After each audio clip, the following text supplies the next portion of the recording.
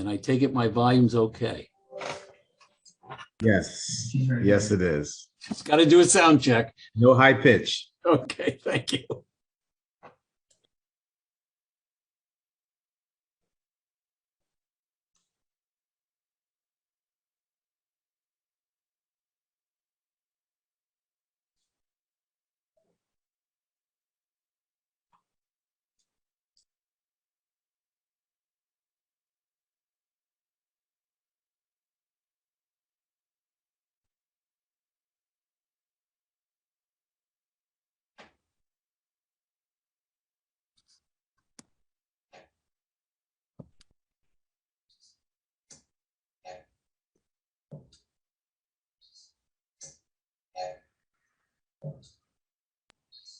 Good evening, everyone, and thank you for joining us for another session of our budget hearing for the Operations Management Budget and Government Accountability Committee for the fiscal year 22-23 for the mayor's recommended budget. My name is Councilman TJ Clark. I serve as the majority leader for the city of Hartford and also co-chair for the OMBGA committee.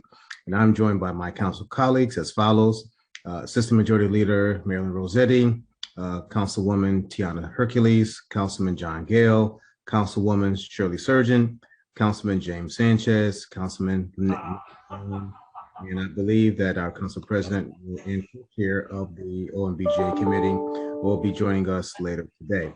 We are broadcasting live through HPA-TV.org, also Comcast and Frontier channels. For us today, the following departments: the Hartford Parking Authority, the Department of Finance, and the Office of Management and Budget.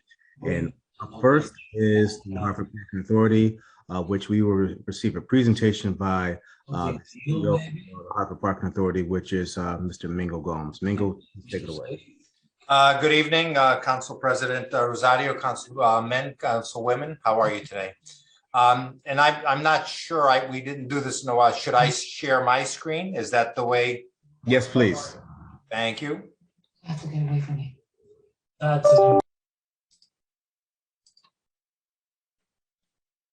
Can everybody see my screen? Yes, we can. Thank you. I'll start off with our mission. The Hartford Parking Authority meets the needs of its customers citywide by consistently providing clean, safe, accessible parking, both on the street and off.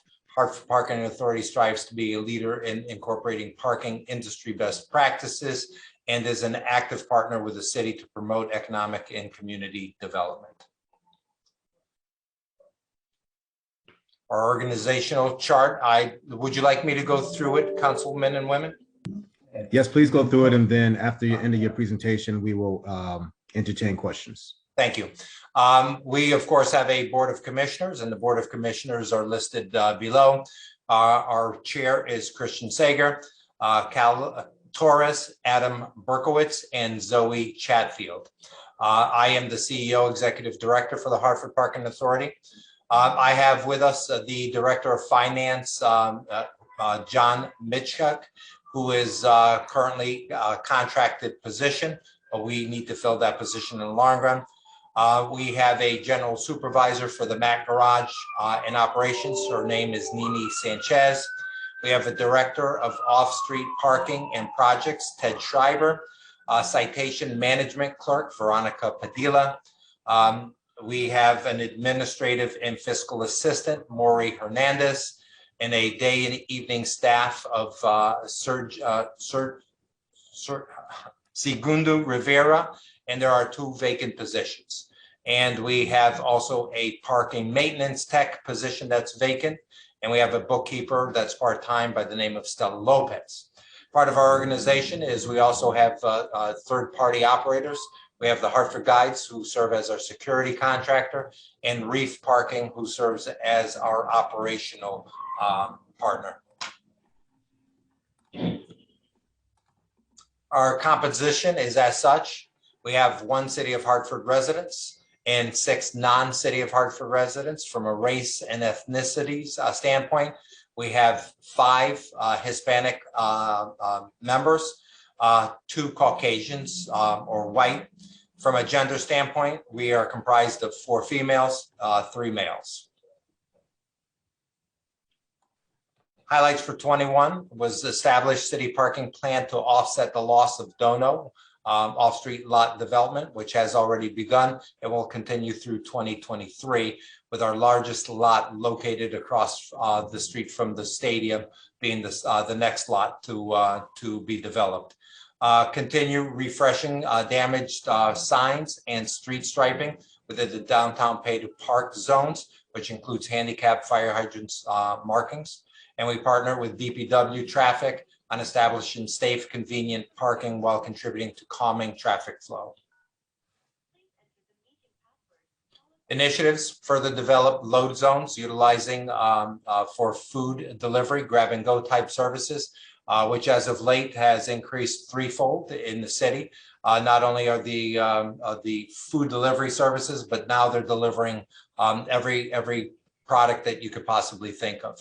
We're partnering with the NRZs and developing parking solutions that addresses their unique parking challenges. We support city and DPW in areas where sanitation routes struggle to pick up and sweeping due to lack or shortage of proper signs. And we continue to exploit technology already owned, such as Woonerf Parking app, parking kiosks, Genetech, which is our vehicle onboard system, and VATS. Our budget that we proposed for this fiscal year is 2.177 million. I'm sorry, 2022 was 2.177 million. Our forecast for this coming year on our budget is 2.011 million. It's a change of 166,000 or 7.6% down. Community engagement. We provide free parking for Hartford-based events being conducted at Dunkin' Donuts Stadium. We participated in meetings with Hartford's NRZs. We posted additional on-street signs, apps, residential handicap to assist parkers. We upgrade our website to ease the process of adding content to better inform parkers, and we use every interaction as an opportunity to learn and inform. Thank you.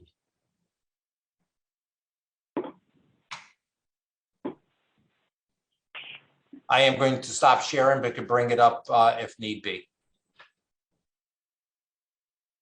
Thank you, Mingo, for that quick and thorough presentation. We do appreciate that and the work that you and your team have done over the course of the year. I now open the floor to my council colleagues with any questions that they may have for Mr. Gomes, and just want to preface the point, please ask budget-related questions. Any other questions outside of budget-related questions, please feel free to contact Mingo separately. Thank you. Any questions? All right. Looks like Councilman LeBron has his hands up. Okay, thank you. I'll go in order that I saw. Councilwoman Rossetti, and then Councilman Gale. Thank you, Majority Leader. Thank you for your presentation. My one question is, which is probably not one I'm going to ask a lot of people, how did your budget go down? Where was that taken from last year to this year? Well, there's a couple of areas, and I'll let my partner here to the side speak at that. Sure. The major change from the current year budget to next year's budget is the addition of a new parking facility, that being Rensselaer Garage, which is on the site of the Rensselaer University campus. This is a parking facility that we believe we needed to take control of because we're losing all of the surface lots that were part of the Dono operation, specifically 58 Chapel Street, and in a previous fiscal year, 1212 Main Street. So this this facility is going to take up the parking that 58 Chapel lot currently handles. And there is a cost to this. We've negotiated, we have a verbal agreement with Rensselaer at this time. We don't have an executed lease, but we expect to have that within weeks. So this additional cost for next year is really attributable or directly related to bringing on this new parking facility. If I may add to that, Councilwoman, Rensselaer has roughly 800 parking spots that we're going to be taking over. I am anticipating that the developer of Dono, downtown North, will take the 58 Chapel right across the street, which is the major parking for Dunkin' Donuts Stadium, in July of this year. At least that's my prediction. This puts us in place. We do have a little bit of work to do on the property at Rensselaer from a striping standpoint, handicap. We have to establish handicap placards. We have to put some reserved parking for the stadium. So that's going to cost us a little bit of money. But if we did not do that in preparation and the development started earlier than anticipated, we would have no parking for people going to Dunkin' Donuts Stadium to watch a ball game. As part of that, we're also looking, as they have a garage on site. There's a lot of development that is going in the downtown area. And in some cases, some of that development that's going from office to apartment, there is limited, if any, parking for the residents that will be moving in. The idea is that we will establish, at least on the fringe of the downtown, a residential parking program using the garage, where we will have parking where people or residents that don't have that facilities close by, they could have a place to park year round. And we will start marketing that as soon as possible. This way here along Main Street and some of the development that's going on Pratt Street, Pearl Street, there'll be some parking that we can at least dedicate to residents. Thank you, sir. Thank you, Majority Leader. I'm done. Thank you. Councilman Gale? Yeah, thank you. We've talked, I think we've talked about this a little bit in the past, and I don't know if you've worked up numbers in the past, but there's been consideration over the years of trying to expand the purview of the parking authority, specifically because you have this whole sort of workforce that's touching so much of our residential neighborhoods on a fairly routine basis. And I know one of the areas we discussed was doing having the parking authority doing some degree of zoning enforcement. And I believe in the past you've told us that, you know, clearly these are things you could do, but that they would be budgetary items and you would need additional staffing. And it strikes me that there was even a proposal made during this budget cycle or just prior to this budget cycle to have the parking authority expand its scope a little bit. I'm just wondering if you've worked up any numbers, anything specific in that regard. Thank you, Councilman Gale. I have not. One of the other things that we made mention is for us to do, we have a mandate, and for us to do anything outside of our current mandate, it would have to come in front of this body to change what it is we can and can't do. What I will say is that we do have a structure in place. We have an office, we have people, we have cars. We have a system that allows enforcement, that allows appeals. We have an office location that we hear appeals.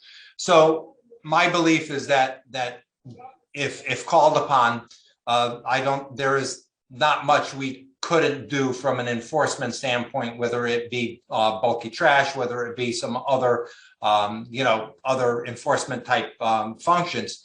But that would have to be changed first by our charter, and then secondly, once we did, if that change came, then we look at what infrastructure we would need to add to that. Thank you. Second now, question. One area that we are enforcing, simply because it's part of what we do, we are enforcing food truck. We enforce sidewalks, things of that nature, but food truck primarily has been added to our preview, and also trailers and semi-tractors in the city of Hartford. That was what I recently recall, asking you to be the agency that enforces the no parking for these major 18-wheeler truck cabs that are popping up. And if I may, we being the city struggled with how do you change the behavior, and I'm going to use those terms, change the behavior of tractors and or tractor trailers parking in the city of Hartford. One of the concepts was that if you issue them $100, so be it. They gain that in an hour, 2 hours, 3 hours worth of work, and then they're right back in the city parking their cars. Well, we looked at our books and we have a scofflaw law that says if you have 3 or more citations that are unpaid, that we have the right to immobilize you. Now, immobilizing a tractor trailer, as you can imagine, is not an easy function, but we did decide that we are just going to tow them. So working with HPD, we had one tractor that we found in the city of Hartford that owed more than 3 citations. And lo and behold, we called Hartford Police Department and we towed them. That individual came in to our office, paid all of the outstanding citations and a $500 tow fee to get his tractor back. And he now no longer parks in the areas that we found them. So there is a deterrent that we are going to start using, and we have. So every opportunity we are tagging the tractor and or the trailer, and then we follow the laws that we have that are applicable to enforcing. Thank you. You're welcome.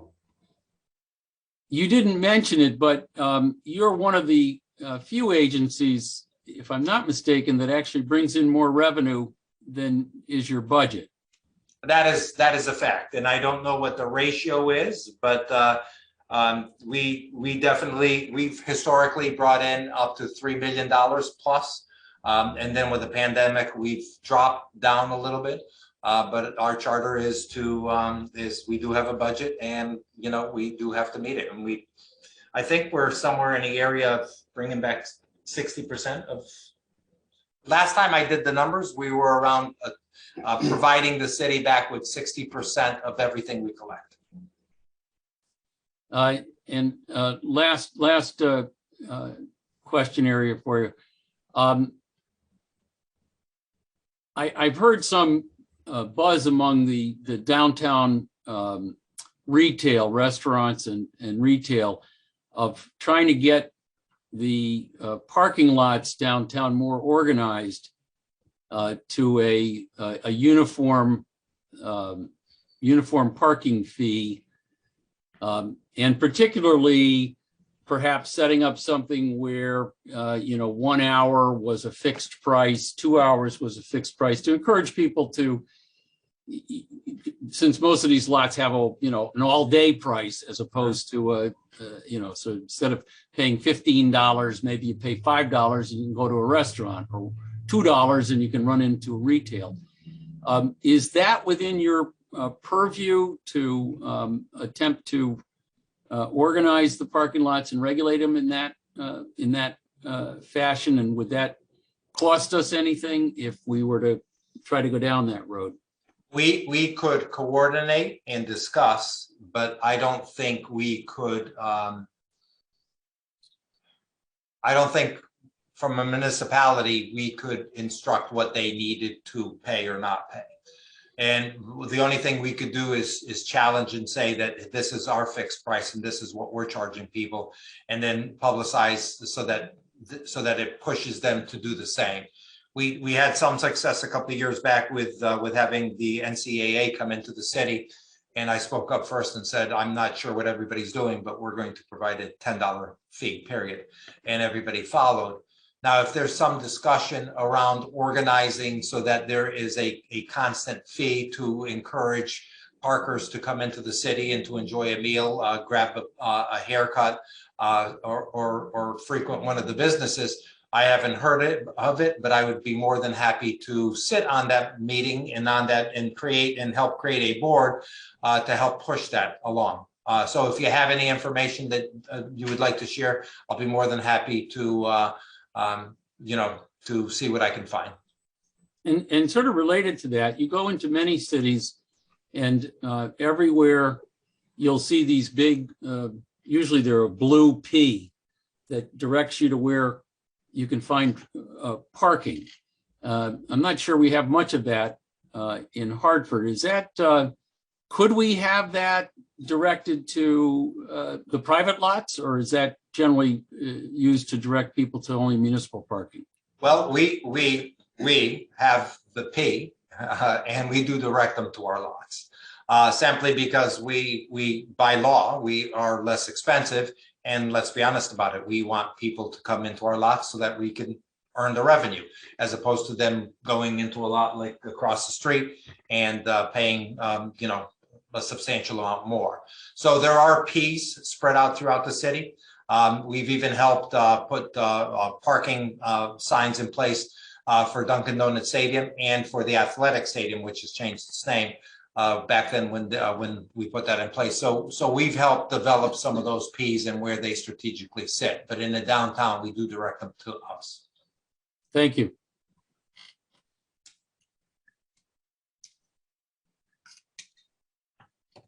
Thank you, Councilman. Councilman LeBron. Then following Councilman LeBron will be Councilwoman Surgeon. Thank you, Majority Leader, and through you. Just one quick question, Director Gomes. In terms of, can you go into that a little bit more, in particular, the budgetary implications of the move towards more grab and go functions, and the budgetary impacts that I presume there's associated with that? I'll be more than happy to, because it's not just the grab and goes. It's also the handicap. It's also the loading zones. We're working with DPW to establish a standard throughout our streets that will incorporate many more things that aren't fee generated. And what I mean by that is we're looking to do grab and goes on every block. We're looking to utilize the load zones for these grab and go services, as long as they identify who they are and they have their blinkers on. We're using the loading zones for stores that do not have loading zones of their own, so that they could load up their stores, things of that nature. We have provided parking for up to 16 to 20 food trucks in the downtown area and in the areas where we have meters, which is now not revenue bearing. We've provided grab and goes in front of every store, along with our partners at the city, where there's one spot for every store where they do grab and goes for their food. We've done some in history past, and I think that we need to refresh them on Park Street, where we put up signs for bakeries that are grab and go. All of that is taking up a space where we don't generate revenue, even though we do our best. Something that I will also like to share, that we don't share that outside of a close group, we stop enforcing meters at 4 p.m. around restaurants. And we do that purposeful. And so that anybody that's coming into the city, where they're going to grab a meal and they forget to pay the meter if they're from out of the city, or they don't up the meter if their meter expires after 2 hours, we don't want them to have a bad experience. So, there is a domino effect on that. I haven't put a number on it, but to me, I think it's money well spent, and at least trying to have a good experience in the downtown area with customers coming in, and especially with a paradigm shift into delivery services that are just everywhere. And we find ourselves directing traffic on the city streets when we have these delivery services pulling up at intersections, blocking fire hydrants, handicap. We try to be courteous where we can, and all of that takes an effort, and it does take time from our staff, but I don't have a number on it. Hopefully that answered your question, Councilman. Yes, Director Gomes, and we could talk offline about the budgetary impacts and, you know, how do we plan on, I would imagine that at some point we would want to get, you know, numbers associated with it or the loss. So lastly, I know you said that in terms of the parking after 4 p.m., you know, you only speak to a closed group. Just a FYI, as you know, this is a public meeting, so, you know, it might get out there. Well, it's a close All group. Okay, all right. Thank you, Director. But please give me a call. I'll be more than happy to talk about any portion of the business. Thank you, and thank you, Majority Leader. Thank you, Councilman and Councilwoman Surgeon. Thank you, Mr. Chair. Mr. Gomes, thank you for that presentation. I like short and sweet, so that was great. If anybody asks about the parking study that was being done, if I missed it, could you let us know whatever happened, or is it finished, or when would it be finished? Thank you, Councilwoman. We received the final draft this past week. There's actually a meeting being scheduled for this Friday so that we can go through it, and it will come out. Now, a draft did come out, but it did not provide some of the elements that I was looking for. So they went back and sharpened their pencil and they added it in. So we should have in hand something published to the public by end of this month, early next month. Okay, and the parking study did include some of the neighborhoods also, not just downtown? It did. It's citywide, primarily citywide, even though the primary 4 areas that it focused on was the downtown, of course. Then it was the Albany Avenue corridor. It was Weathersfield corridor, south and north, and it was Parkville. Okay. And so from the parking study, regarding whatever those responses, what sort of coordination do you think you may have to have with DPW or the city to implement any recommendation? I could tell you, Councilwoman, that I speak with the DPW traffic 5, 6, 7, 8 times a week, simply on every aspect, parking and street related. So when the study comes out, and I also speak with development services, I actually have a standing meeting with development services so that we can have a discussion when the study comes out. How do we, and I'm going to use the term branch out. It is clear that there is not enough municipal parking in the city of Hartford. Even in the downtown, we don't have enough municipal parking to satisfy the need. So I'm going to be working with my partners at Development Services and at DPW and with NRZs to see what opportunities there can be in the corridors to develop parking, which is needed. And that's one of the things that the study will say, is that we do definitely need parking throughout all of our corridors. Not so much the south end, simply because of the wide streets and quite a few of the side streets that have big driveways and things. But not to say they don't have a need nonetheless, but it is going to show that there is a need for organized parking in the city of Hartford. Great, thank you. And hopefully we'll get a copy of that for the council members. Absolutely. Take a look at. Absolutely.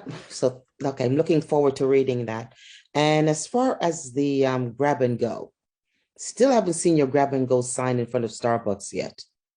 Well, we can't put a grab and go everywhere. We're trying to see, we're going to start off with Park Street on organizing what we can and can't do from an organizational standpoint with DPW. That means that on every block, we're going to have a grab and go. On every block, we're going to have handicap. On every block, there is, of course, bus stops on every block that warrants it.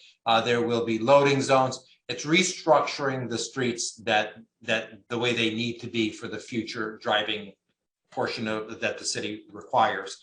But with all honesty, we just don't have the capacity to put up a grab and go sign in front of every single store right now. So we're trying to organize one street as a pilot program so that then we could see what revenue, or I'm sorry, what finances we can get so that we could make those signs and then hang them. Currently today, I have just one individual that makes and hangs signs for us in the city, and we're out there trying to put up no parking signs. We're putting up odd even. We're putting up handicap, and we're working with DPW, and they have two gentlemen that do signs. So if there is a place, a specific location, Councilwoman, please send it my way. We will send somebody along, and we will do what we can to get something done for you. Well, I'm kind of advocating for Starbucks. Is that the one in the downtown? Yes, sir. Off of, I think it's Front Is Street. it south? Yes, sir. Because I pick up my Starbucks in the morning, and Let you me know, it's see. always Let me see what I can do. That's a blend between state and city, but let me see what I could do. yeah, because we're always hustling to run in to pick up our Starbucks because we order it, Parking. And she's saying she can't go in front of Starbucks and get her coffee. So he's going to change the rules so she can get. We're not changing the rules. You're just going to place the grab and go signs so the Starbucks lovers can pick up their coffee without getting a ticket. But we're just running in because we pre-order our coffee in the mornings or during the day sometimes. So there's no rule change. No, that is in our plan. Let me see what I can do. But we have been planning on Park Street to make a change there simply because it is the most unique street in the city of Hartford, or one of them. We're taking the opportunity to put up something and to show that, if you do it right, you can fit everything in there. Right. Okay. Thank you, Mr. Chair. Thank you, Councilwoman. Please, as a reminder, please mute all of your screens if you are not presenting or asking questions, because we definitely don't want to hear any type of inappropriate things that are coming behind the computer. And I would advocate for a grab and go in front of the other Starbucks, which is in City Place. That's what I thought Councilwoman Surgeon was going to ask for, because I know a lot of people, occasionally myself, that patronize the City Place Starbucks, as well as the juice bar that's on Asylum Hill, Asylum Avenue as well. Councilman Sanchez, I believe you have a question. Yes, thank you, Mr. Chair. Through you, Mr. Chair. Most of my questions have been answered from the questions that Councilwoman Shirley had just presented, but I just want to piggyback on that study. Has that study also included the resolution of what Councilman Gill had put forth last year, or the quarter per vehicle per spot? Was that incorporated into that study? I don't think that the study was commissioned before what Councilman put out. So when we put out for the study, it was about, do we have enough parking in a city of Hartford to satisfy the need? Now, my answer is no, we do not. What does that mean for other things in how we manage parking and parking lots and things of that nature? That's more to come. I think you need to read the study, and then after the city council in the mayor's office and development services need to have a discussion around what does that mean. And then I have just my other question. Do you have a breakdown on the revenue collected throughout the different neighborhoods? I do not. You do not. Is it possible to get a breakdown of that? That would be awfully difficult, but I'll see what I can do. Okay, I appreciate that. Thank you. Thank you, Mr. Chair. Councilwoman Surgeon. Mr. Chair, just one last question, which I forgot to ask Mr. Gomez. You said you have 11 positions. You have 11, your staffing is total about 11 for the parking authority and 3 vacant. We currently have open 2, 3, 4. We currently have 4 open positions. And the total number of staffing in your budget? We put those in as open positions. And again, like everybody else, we're struggling to hire. So I doubt very much we're going to have all of those filled. But we currently have 7 right now. but overall, including yourself, there is 11 positions in your budget. No? 2, 3, 4, 5, 6, 7, 8, 9, 10, 11. That is correct, Councilwoman. Okay, so 11 position and 4 vacant currently. Correct. Yeah, okay. Now, one last question to you, Mr. Chair. And how many residential streets do you have which was that applied for the residential street parking? I'm not sure I understand that question. For, there's certain streets that had applied to be a residential, they get residential parking. That is correct. How many streets do we have in city that have applied? Or do you have? I think we have 5 or 6 residential parking programs active. And what I am looking to do is to utilize residential parking programs as a tool to help constituents in the city, specifically around areas where parking is tight and there is not enough parking for those residents to park there. For example, Asylum Hill is a very congested area, and we're trying to expand that a little bit to assist those residents, especially in those apartment buildings. Another one that I'm going to create, as I made mention, when we get Rensselaer, is we're going to create a Main Street kind of downtown residential parking program for all of those apartments that are coming online where there's limited parking in downtown to accommodate that. So we are going to utilize that aggressively as a tool. Simply, number one, it creates parking for residents that to help. And at the same time, it will create a little bit of revenue for the Hartford Parking Authority and the city. Great. No, I thank you for those residential parking program, because they do work, especially during the winter time, and also the odd even garbage pickup days.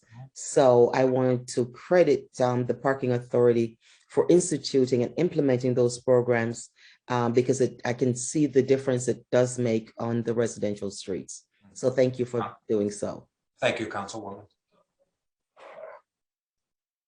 Thank you. Any other questions for Mr. Gomes? Any other questions? Any other questions? Okay. Thank you, Mingo, for your presentation. And we do appreciate all that you have done for our city. And so have a good evening. Thank you. Thank you very much. Enjoy your evening. Thank you. Same to you.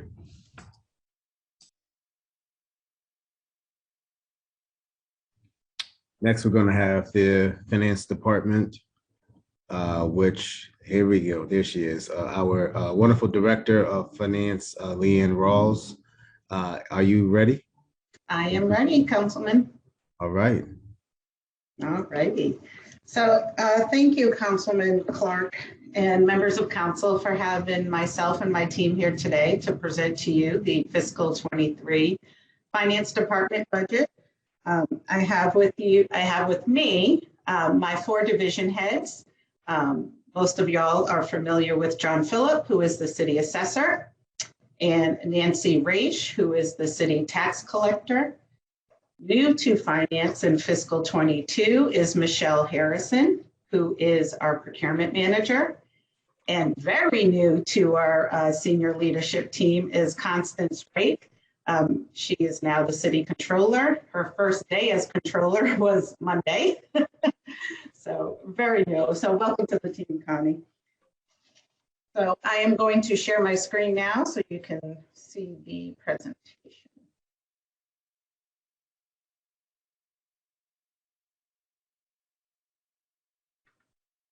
Can everybody see?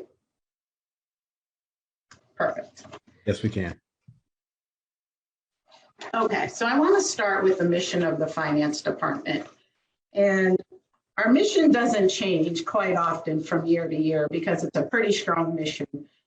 Our mission is to ensure the fiscal integrity of the city of Hartford by exercising due diligence and internal control over the city's assets.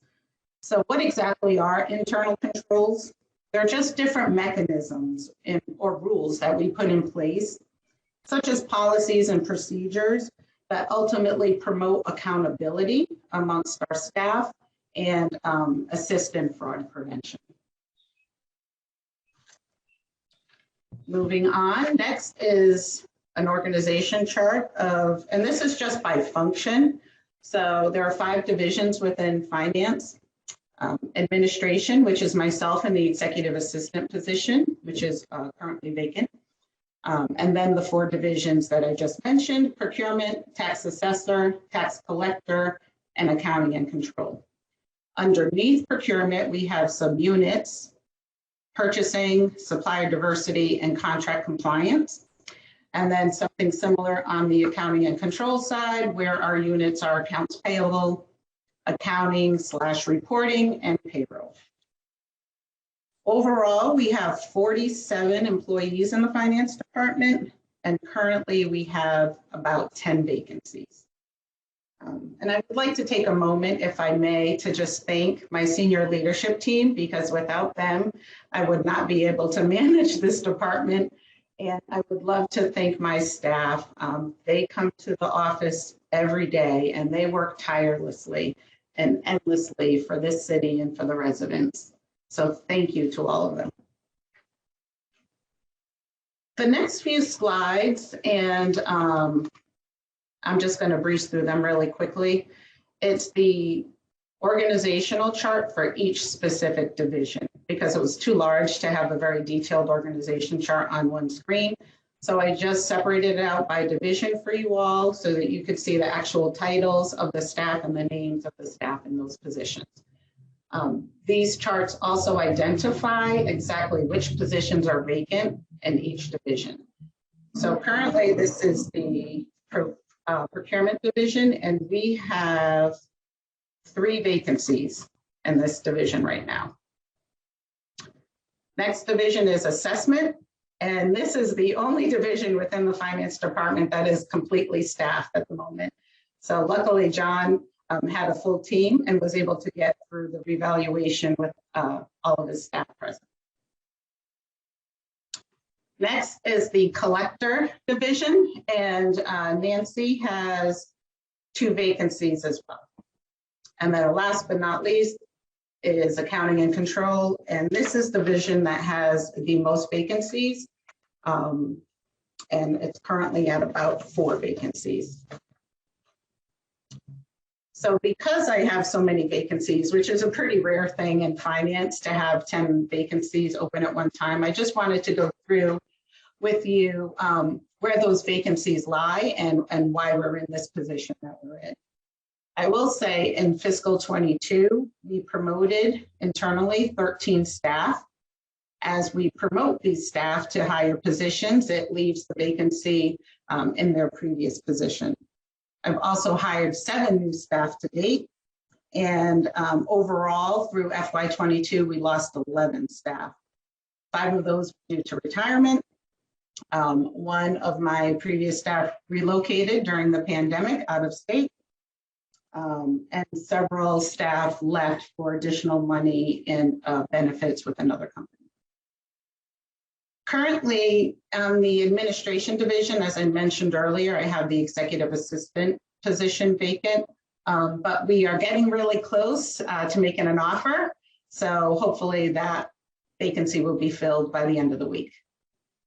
On the procurement side, as I mentioned earlier, we've been doing a lot of internal promotions, and we are not the only department that is working on internal promotions. So we lost a project manager to an internal promotion in another department.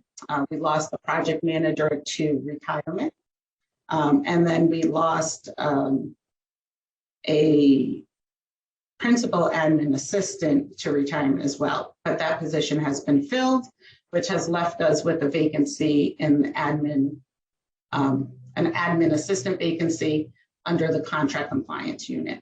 So most of the vacancies in the procurement team are pretty new, and we are currently working with HR to get them posted and start the recruitment process. In the tax collection unit, we have 2 vacancies, the largest being the senior admin assistant. And this position became vacant back in October of 2021. And Nancy and I went back and forth on to which title we wanted to recruit for this position under, and we landed at senior accountant. And after several rounds of recruiting for this position, we just weren't getting applicants. And we worked with the HR department, and they were very helpful and assisting us to recruit under the correct position so that we could get the right candidates for the role. So we switched from a senior accountant to a senior admin assistant for this specific position. And we've been actively receiving cert lists for this position since we did the transfer. And we haven't found the correct candidate yet, but we've been able to interview multiple candidates. We definitely have a pool of candidates available here. And I'm pretty confident that we'll be able to get this position filled within the next month or so. The second vacancy in tax collection is an admin clerk position. And at this point, Nancy and I just haven't started recruiting for this position because we just finished with a restructure of how this unit is set up. And we changed the reporting structure a bit. So we're going to go back and figure out where this position fits in this new structure and what responsibilities we want it to take on. And then lastly, in the accounting control, where we have 4 vacancies, we actually have some good news here. We have a potential offer going out on the junior accountant position by the end of the week, and hopefully an offer going out on the senior accountant position by the end of the week. The accounts payable supervisor, that is Connie Constance Rate's old position, which she just became controller, so it left her previous position vacant. So that's a new one that we will start recruiting with HR this week on. And then our last vacancy here is the accounting supervisor position. And this one, I really feel that it needs to go as an internal promotion because this position is the go-to position for a lot of staff amongst the city that work on financial responsibilities in the department. So they really need to understand the accounting structure throughout the city. And someone who's worked in those type of different fields understands how it works overall. So it's not a position that you could learn quickly. You have to have that internal knowledge. Next slide. So our staff composition amongst our 47 positions and our 37 active employees, we have 29% of them are City of Hartford residents and 71% are non-residents. We are up slightly on the residents from last year. Last year we were at 27%, so we are working hard to get as many city residents into our vacant positions as we can.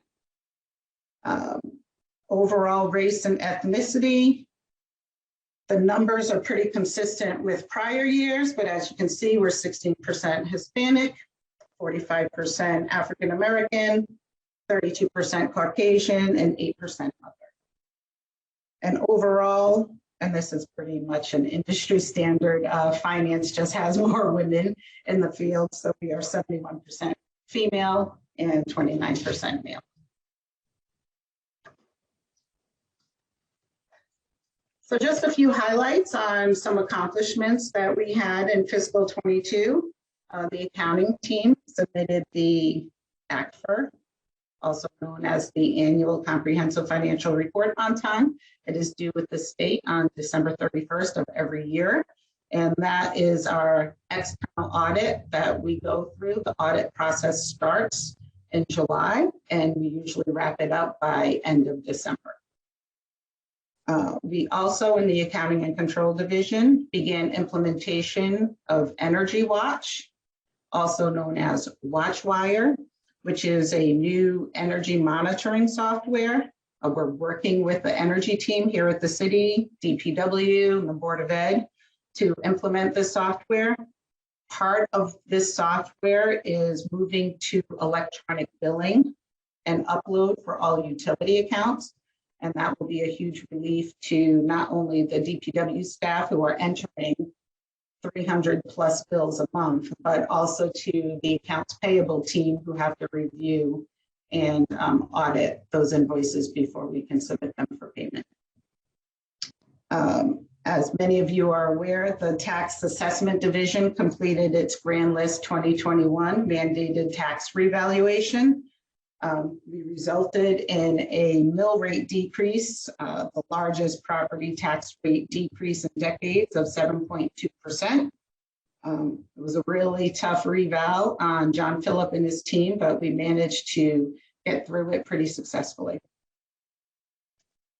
The tax assessment team is also implementing a new personal property assessment software. So that will result in increased abilities for John and his team to use and update their processes for personal property valuations.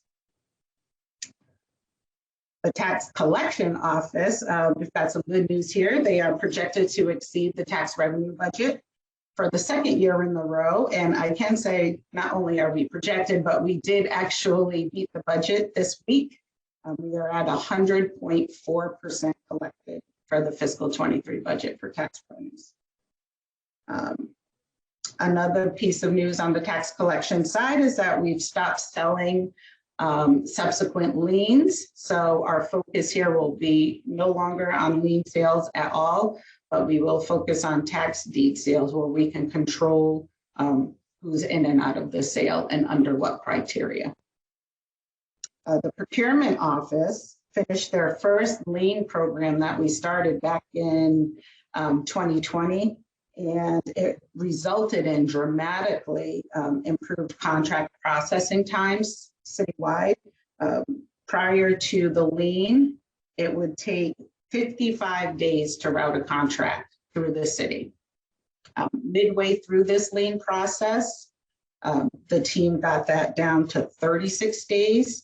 And most recently, with the implementation of Adobe Sign software, they got that average down to 8 days. So overall, we went from 55 days of processing time to 8 days.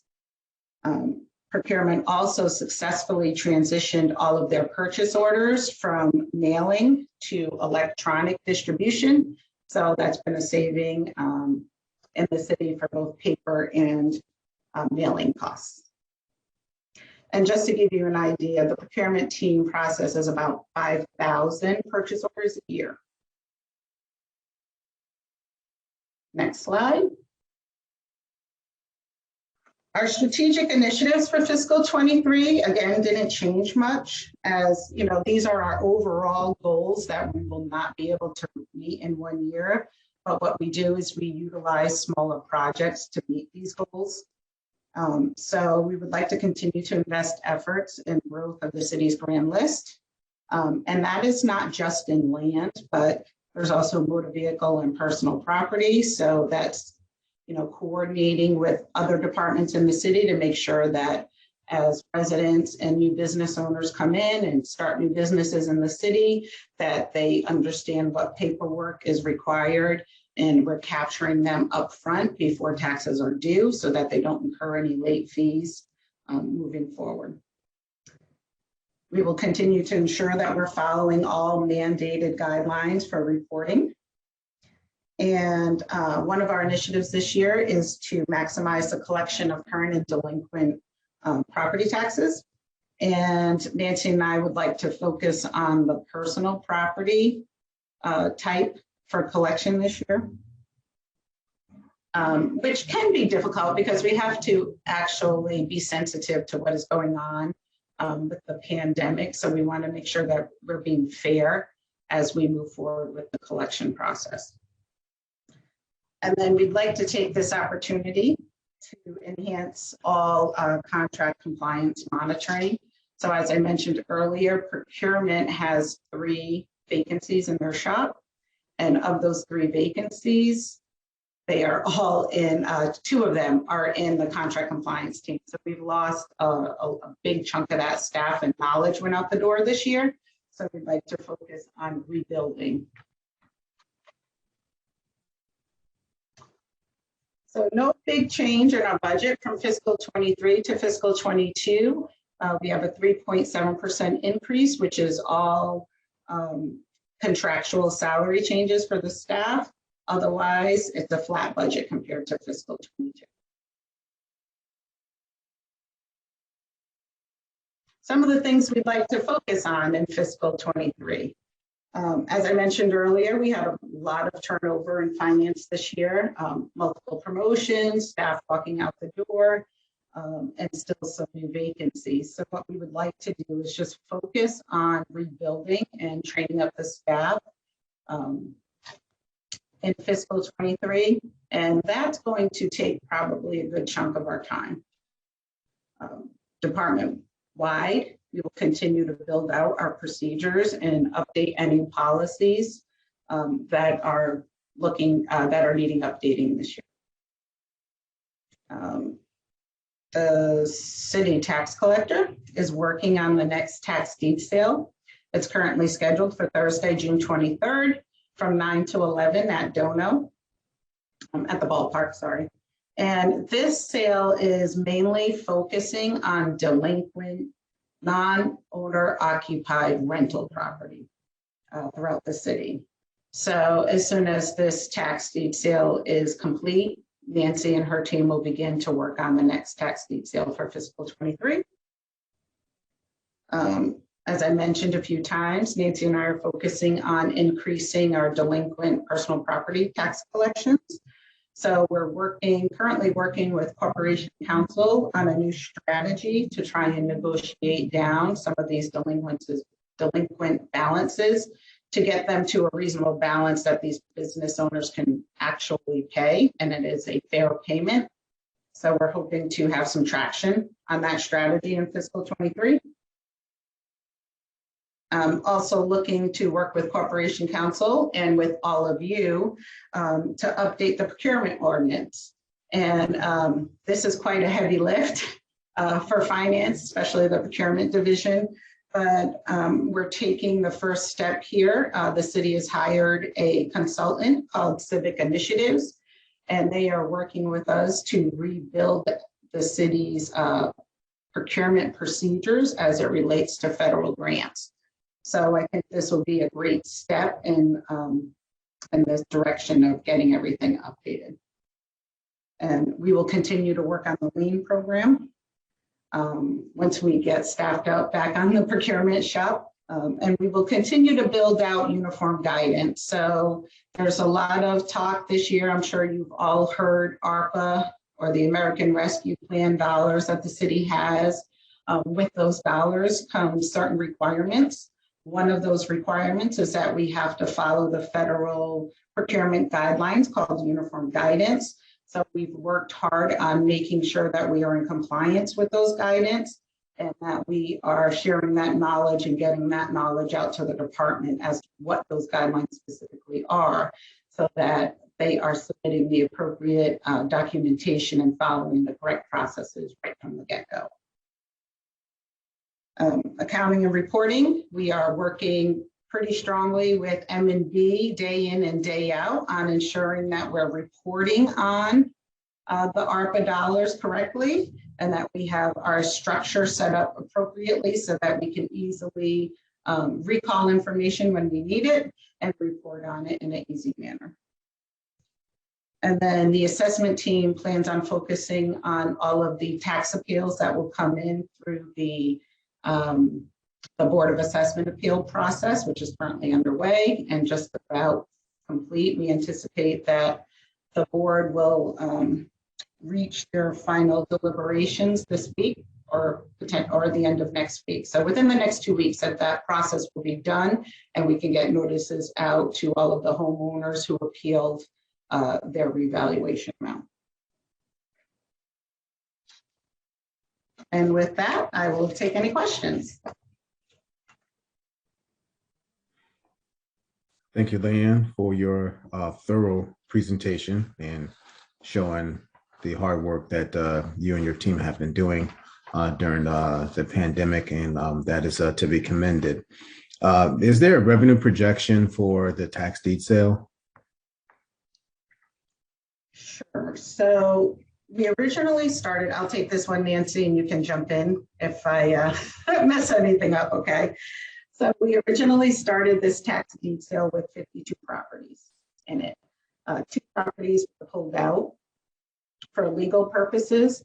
And we went into this tax deed sale having a feeling that we would have a lot of redemptions because, as we said, it's non-owner occupied rental property. So for the most part, I don't think many people want to lose their investment because they didn't pay their taxes. So out of the 50 properties remaining in the sale, we've already had 24 redemptions to date. And that's brought in about 1.1 million in delinquent taxes. The remaining properties in the sale are about worth $1 million in delinquent taxes. And once those, either the delinquent taxes are paid, or if there's a sale and the owner doesn't redeem the properties, that goes straight into the general fund, right? Correct. And so is it safe to assume that that's why the tax department has already achieved this revenue projections already? It's in part. So as I mentioned, we have 1.1 million in collections due to the delinquent taxes from the tax deed sale, with another potential million coming in. And I believe we're several, let me give you the right number. Through last Friday, 1.1 million over budget.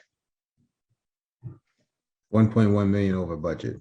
For revenues, yes. Wow. So this is, I believe this is the second fiscal year in a row that we are experiencing a surplus, correct? Correct. Now, as far as the budgetary obligations of the city and for the revenue that we have already received, can you explain as to what the decrease of our mill rate and the increase in our reval, how does the city stand to benefit with that decrease in an increase, far as there's no offsetting? Because naturally, if you decrease the mill rate, one person listening to this and trying to read the budget book would assume that the city's going to be missing out on some revenue since there's a decrease in the mill rate. Sure. So, and John, feel free to jump in. The reval is his baby. But basically, because the valuations of our residents' property increased, right? And there were varying increases throughout the different types of properties. If we stayed at the same mill rate, then our property tax revenue would have skyrocketed.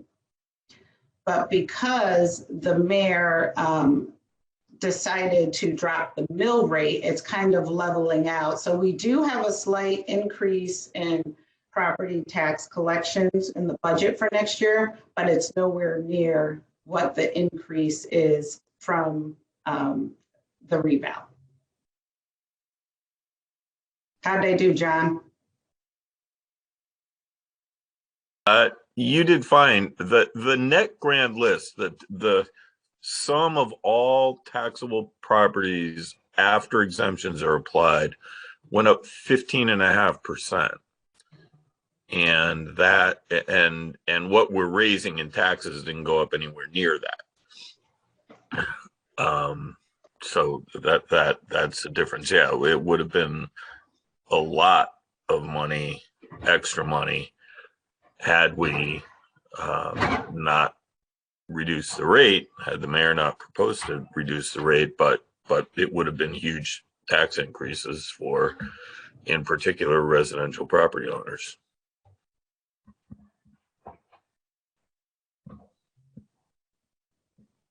Okay, John, thank you for that explanation. And another question, I think probably, Leanne, you probably would want to take this.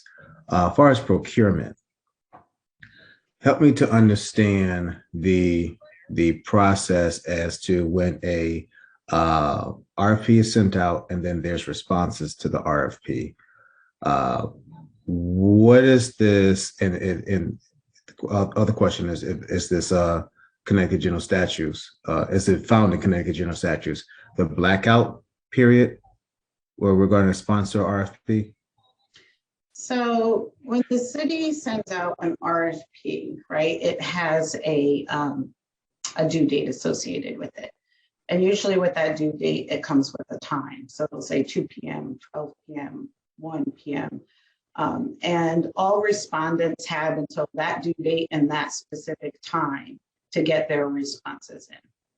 And any responses that are received after that specific time are basically considered invalid because they didn't follow the deadline of the RFP. So, once those responses come in, the city department who is responsible for the RFP, for the need of the RFP, will gather with procurement an RFP review committee. And then those responses, once the committee is formed, and we make sure that there's no conflicts amongst the committee members to what the RFP is for, the RFP responses are shared with the RFP review committee members. As those members are reviewing the responses, there should be no communication whatsoever between the vendor and anyone on the RFP committee. So basically that's the blackout period. I'm not quite sure where the name came from, but that's essentially the blackout period. Michelle, do you want to jump in? That is correct. So there is no such thing really as a blackout period, but if there was one, that would be what the process is. And as far as the blackout period, it actually extends even after we award the contract. We still are not to have communication even with the person who we are contracting with until the contract is fully executed by the city of Hartford.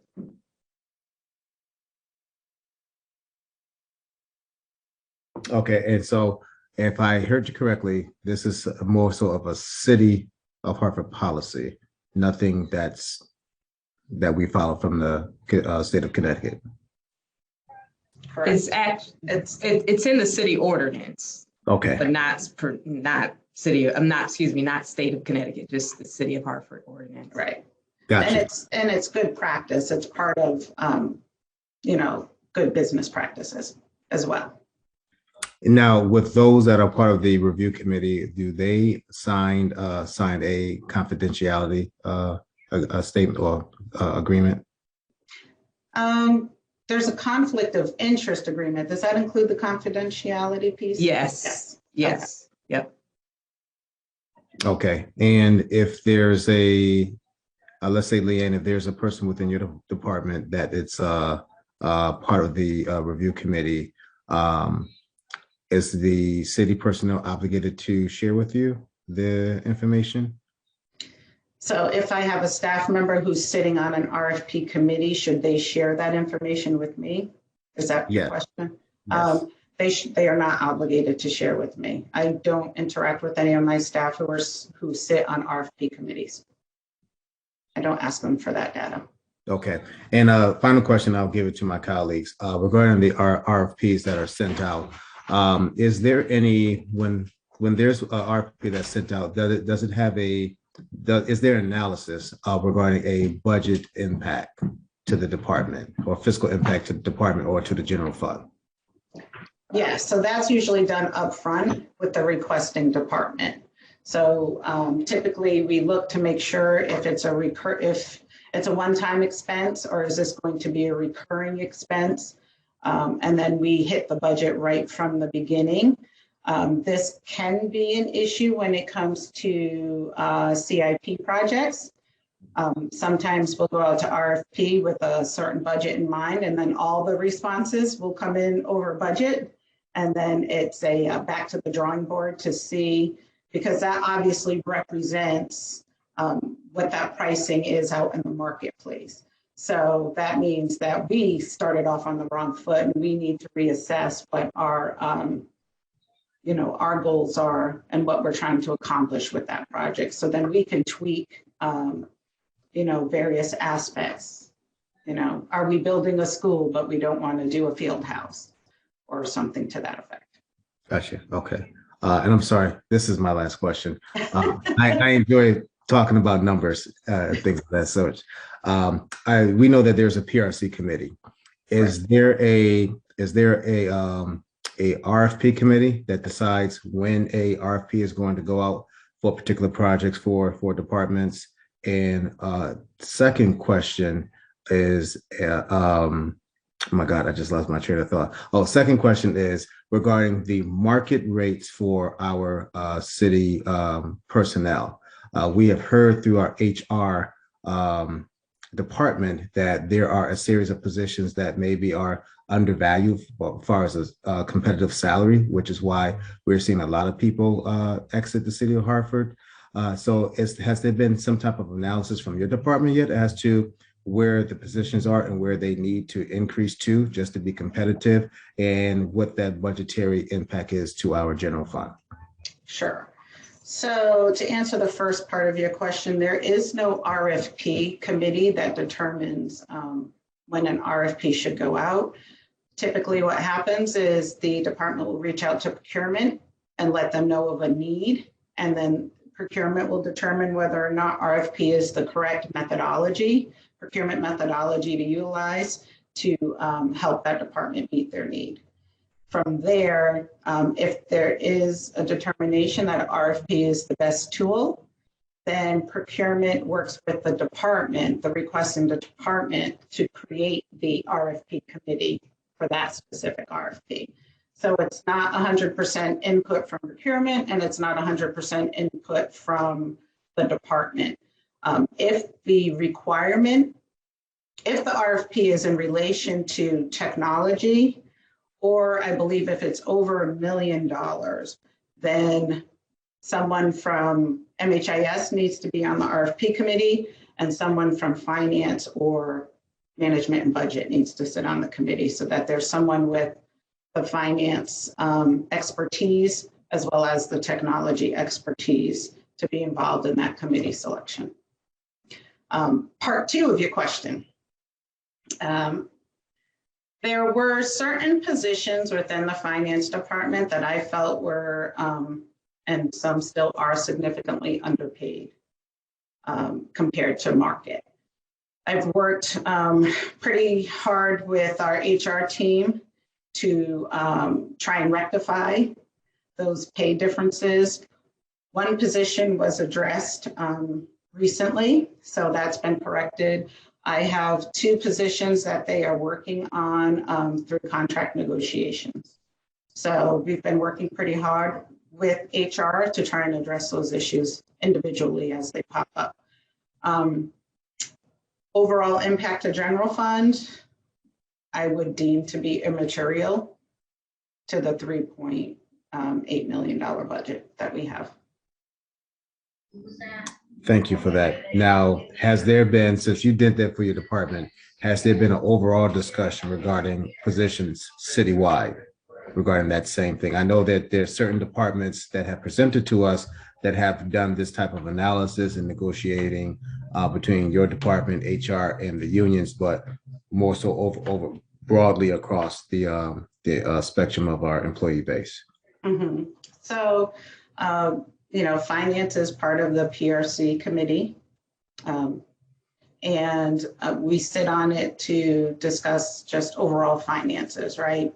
So the departments won't come directly to me with those issues. They would start with HR with those issues. And then HR would work with them directly to gather the intel.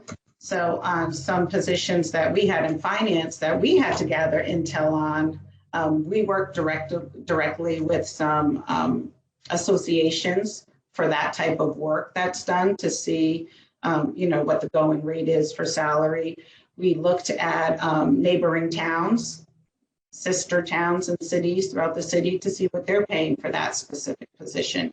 And then we brought that due diligence to HR, and then they were able to work with that for us. So without knowing what other departments are doing and how they're interacting with HR, I can't answer your question fairly. No, that's okay. That's great. You painted a picture very clear for myself. Thank you. I'm just going to take a chance and call on Councilwoman Surgeon. I'm quite sure she has some questions. Wow, thank you, Mr. Chair.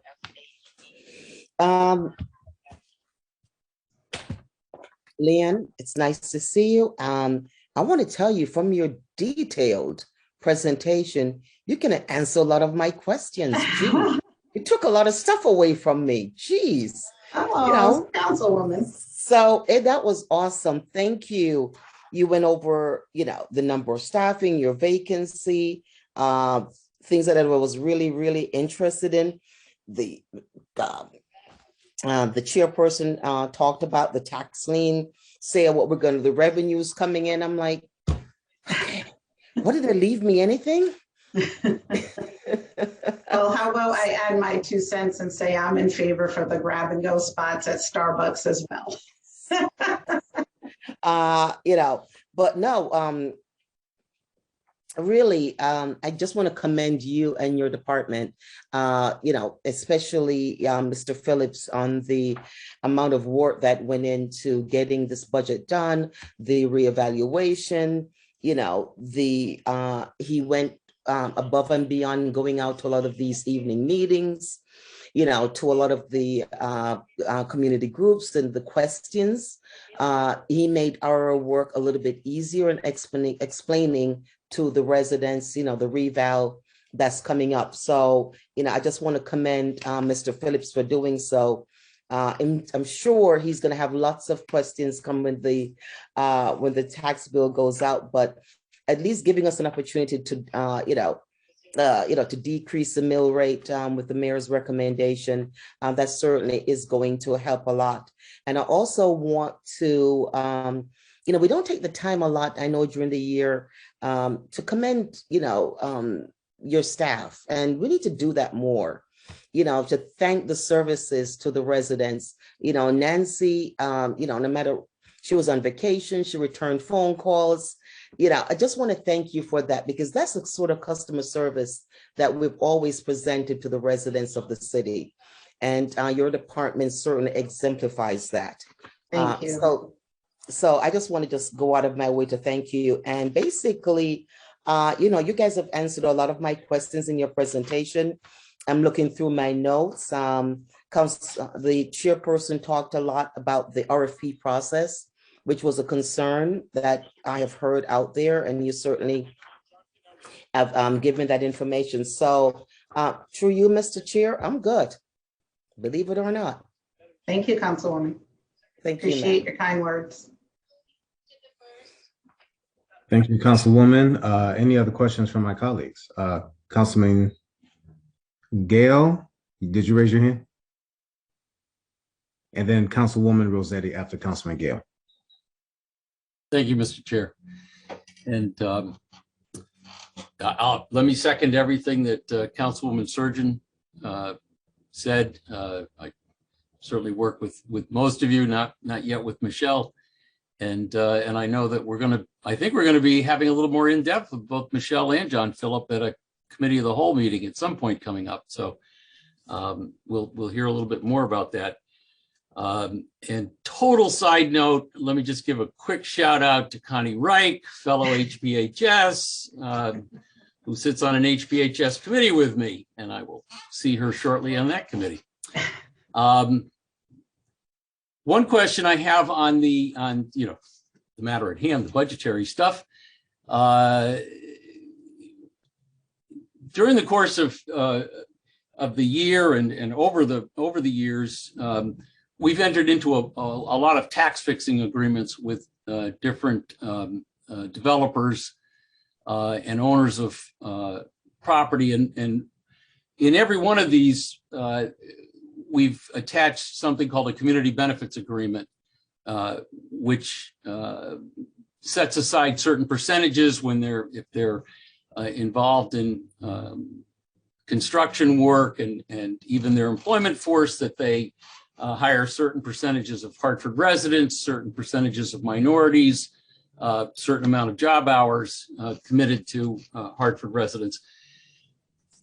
And I'm looking at our budget book, and I see that you have listed on page 17.5 your department's oversight of some of these. And I just wanted to confirm that when I'm looking at the numbers here, that those numbers of contracts that you're overseeing actually include things like Dono and Park and Main, and some of the newer ones that we just approved may not be coming online yet. I don't know, but do I have that right, that they're included in there? Yes, so I think you're referring to the tax abatements, not necessarily the tax fixing agreements. I think they come in all stripes, but yes. So I sit on the tax abatement committee, yes, and we make part of each of those abatements the city's affirmative action plan, which requires the 30% residency, the 15% of the total contract cost to be spent with a minority vendor, and then 15% of the trade to be minority employees. So yes, we do require those, the HAP with the abatements, and the contract compliance team works with those companies right from the beginning of the contract. So specifically, if we were talking about, say, Dono and I don't know what it's, RMS, on page 17.5, where would I find them in these? So Councilman, Dono has a community benefits agreement that has specific stipulations that the contract compliance team monitors annually. Sometimes we have difficulty getting that information from them. Sometimes they give us just information that they want us to have, and we have to get corporation counsel involved. So I can look at what those stipulations are and let you know where they fall within the key performance measure. That's great. Thank you. Mm-hmm.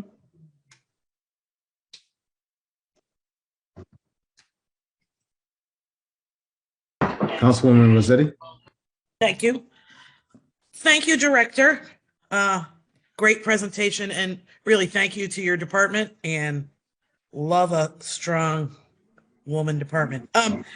This, not that I'm biased. This isn't a big question, but I really appreciate that you're doing it, and I'm wondering if you have any idea on cost savings yet, and I hope that other departments, embrace this, but the part about transitioning to electronic from the paper usage, we're such a big paper use, and I know just from the work I'm in how expensive paper is. And do you have any idea, and do you have help for your fellow departments who haven't done that yet on how to make that a successful transition?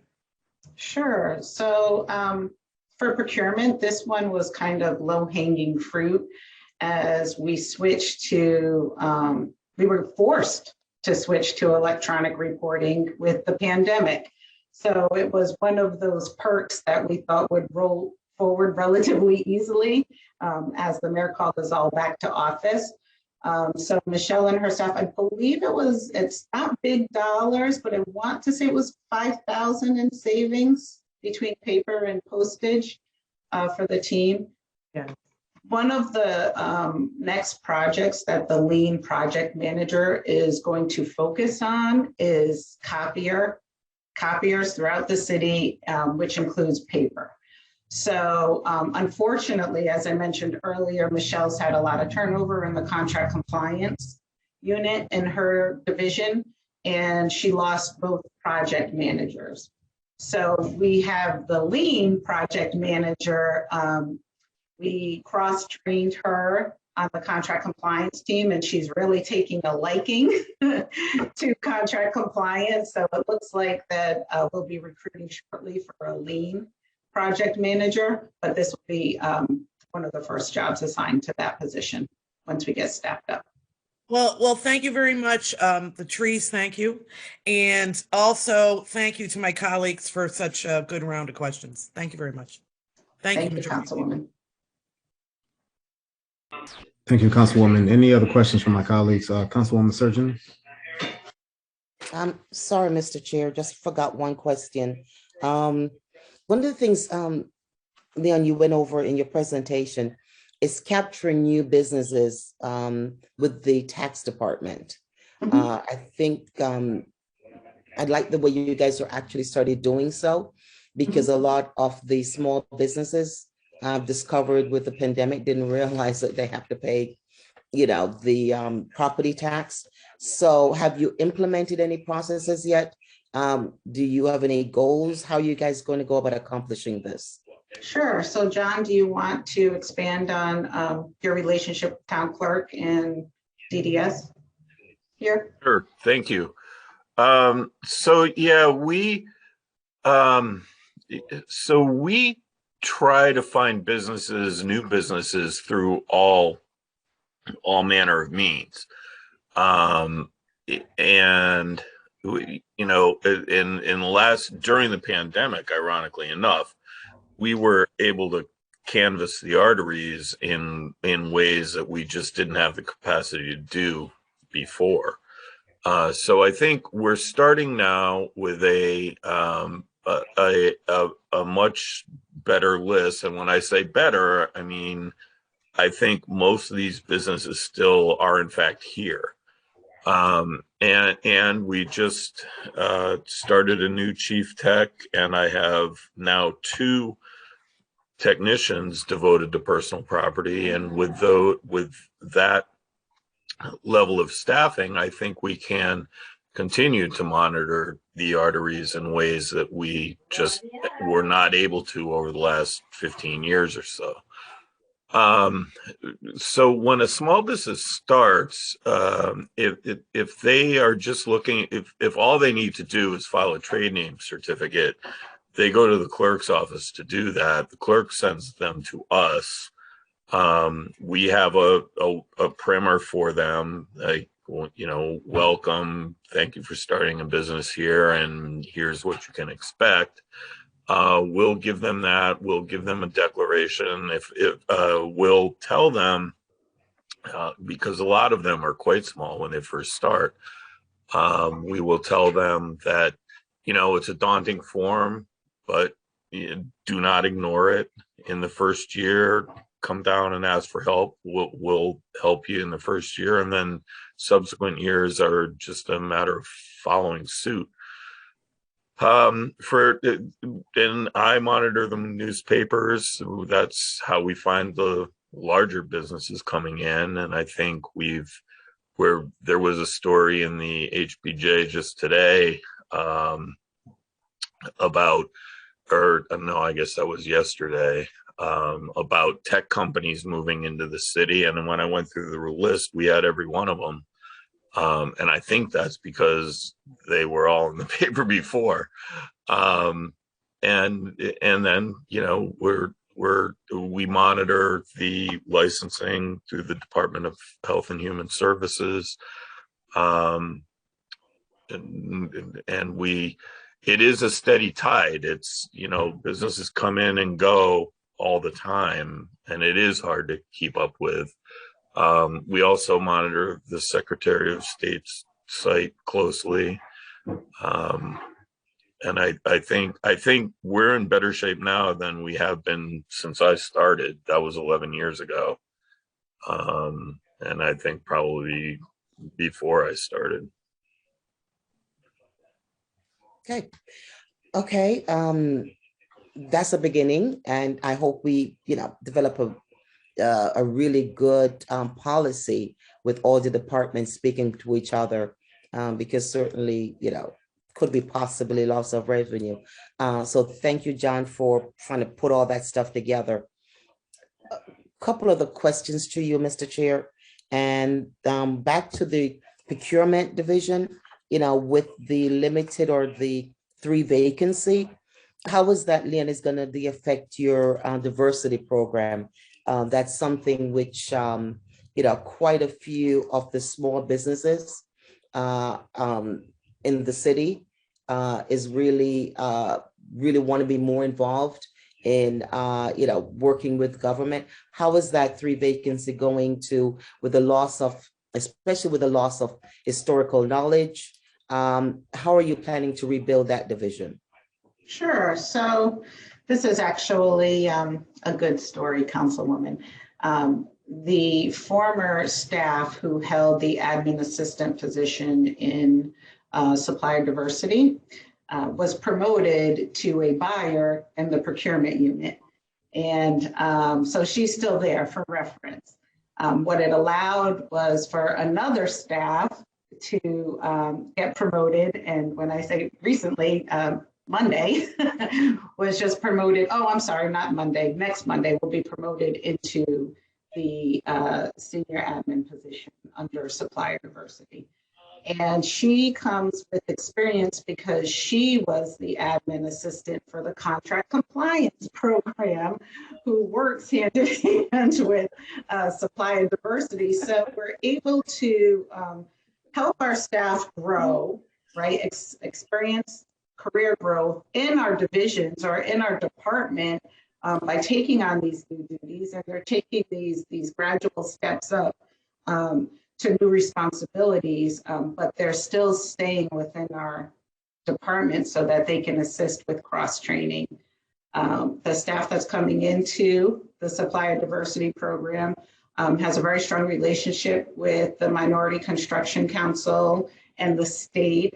She has so many new ideas for recruiting new members into this program. So we're excited to kick off a new fiscal year with her at the realm there. I'm sorry, her at the helm. That's great to hear. And congratulations on all the promotion within your division.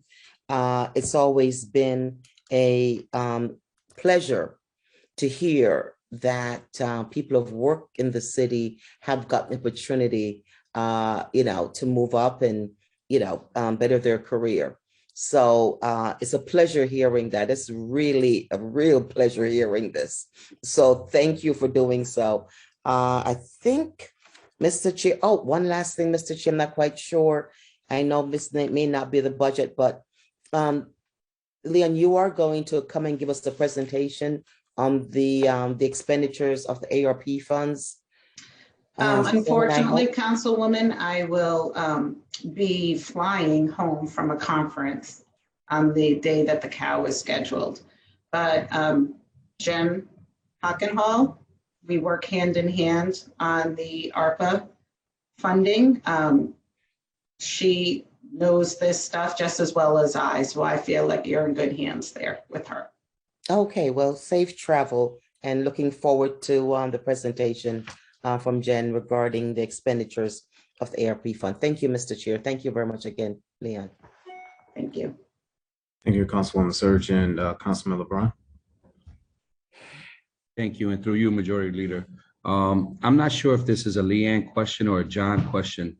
Just piggybacking off of a Councilwoman Surgeon's communication between departments, but furthering that, in terms of communication with businesses, when folks register with the city of Hartford, do they get on an email list? Do they get on a communications list?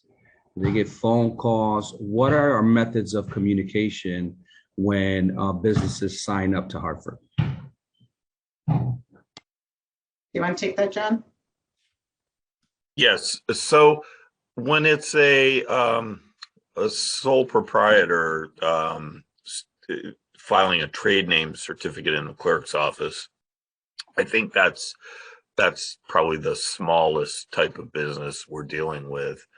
When the clerk will invariably send them down to us. Invariably, they do not know why they're being sent to us. We tell them, and in a lot of these, a lot of these filings are aspirational filings, and ultimately nothing ever happens with the business. So we take these in throughout the year. Our year is October 1 through the following September.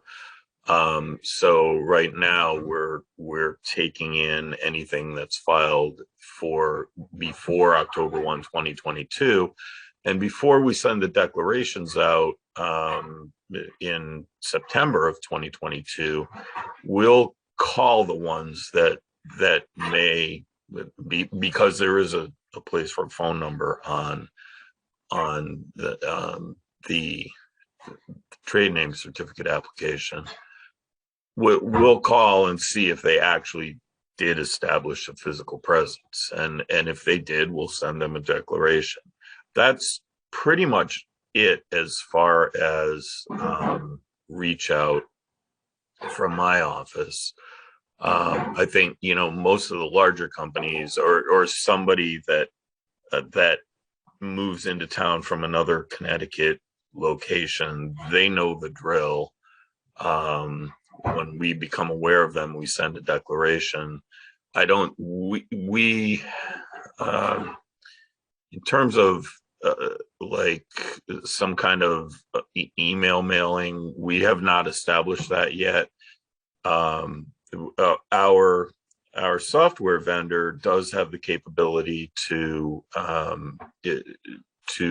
establish an online filing of the declarations. We've had some turnover in staff, and I've had more difficult things to deal with. That is something we're looking to for perhaps the next filing year.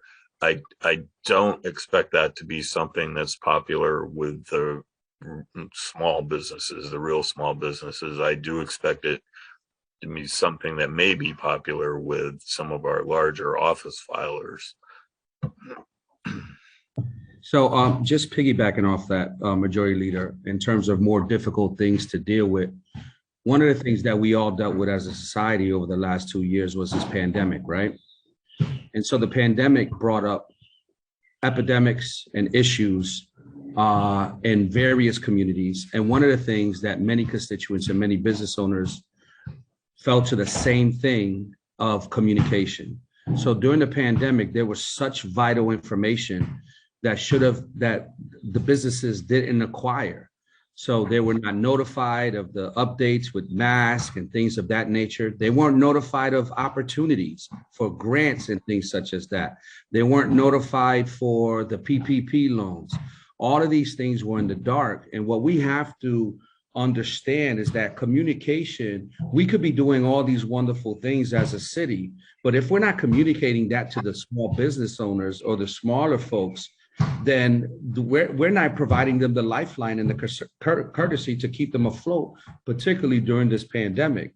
So we have to understand and operationalize a movement of communication to business owners and smaller business owners who don't have access, who may not be tech savvy, who you know, or what have you, or don't have the same high connectivity that we would like to think folks have. I know we often send folks to the website, but you got bodega owners that have been in business for 20 plus years, been paying taxes, are good, responsible fiscal partners to the city who are left lost because there's no efforts to engage them on any kind of assistance that they could possibly get. We then tend to just use the lightest lift of putting it on the website and thinking that that solves the problem. I think it behooves us and all departments and the city and my office, I include myself in that, right, to make intentional efforts to improve our communication systems to folks. Let's give folks olive branches that they so rightfully deserve. So I would recommend that we put in some sort of a plan or some kind of thing or whatever it is. You guys are the experts, whether it be a listserv or what have you, you know, at least start somewhere to give somebody the opportunity to get a chance. Thank you. Councilman, do you have a budget related question for the Yeah, so Councilman, this is a budget related item because there were budgetary things that could have helped businesses through the pandemic that folks, but monetarily didn't have access to. So I think this is rightfully so a budgetary item. Thank you.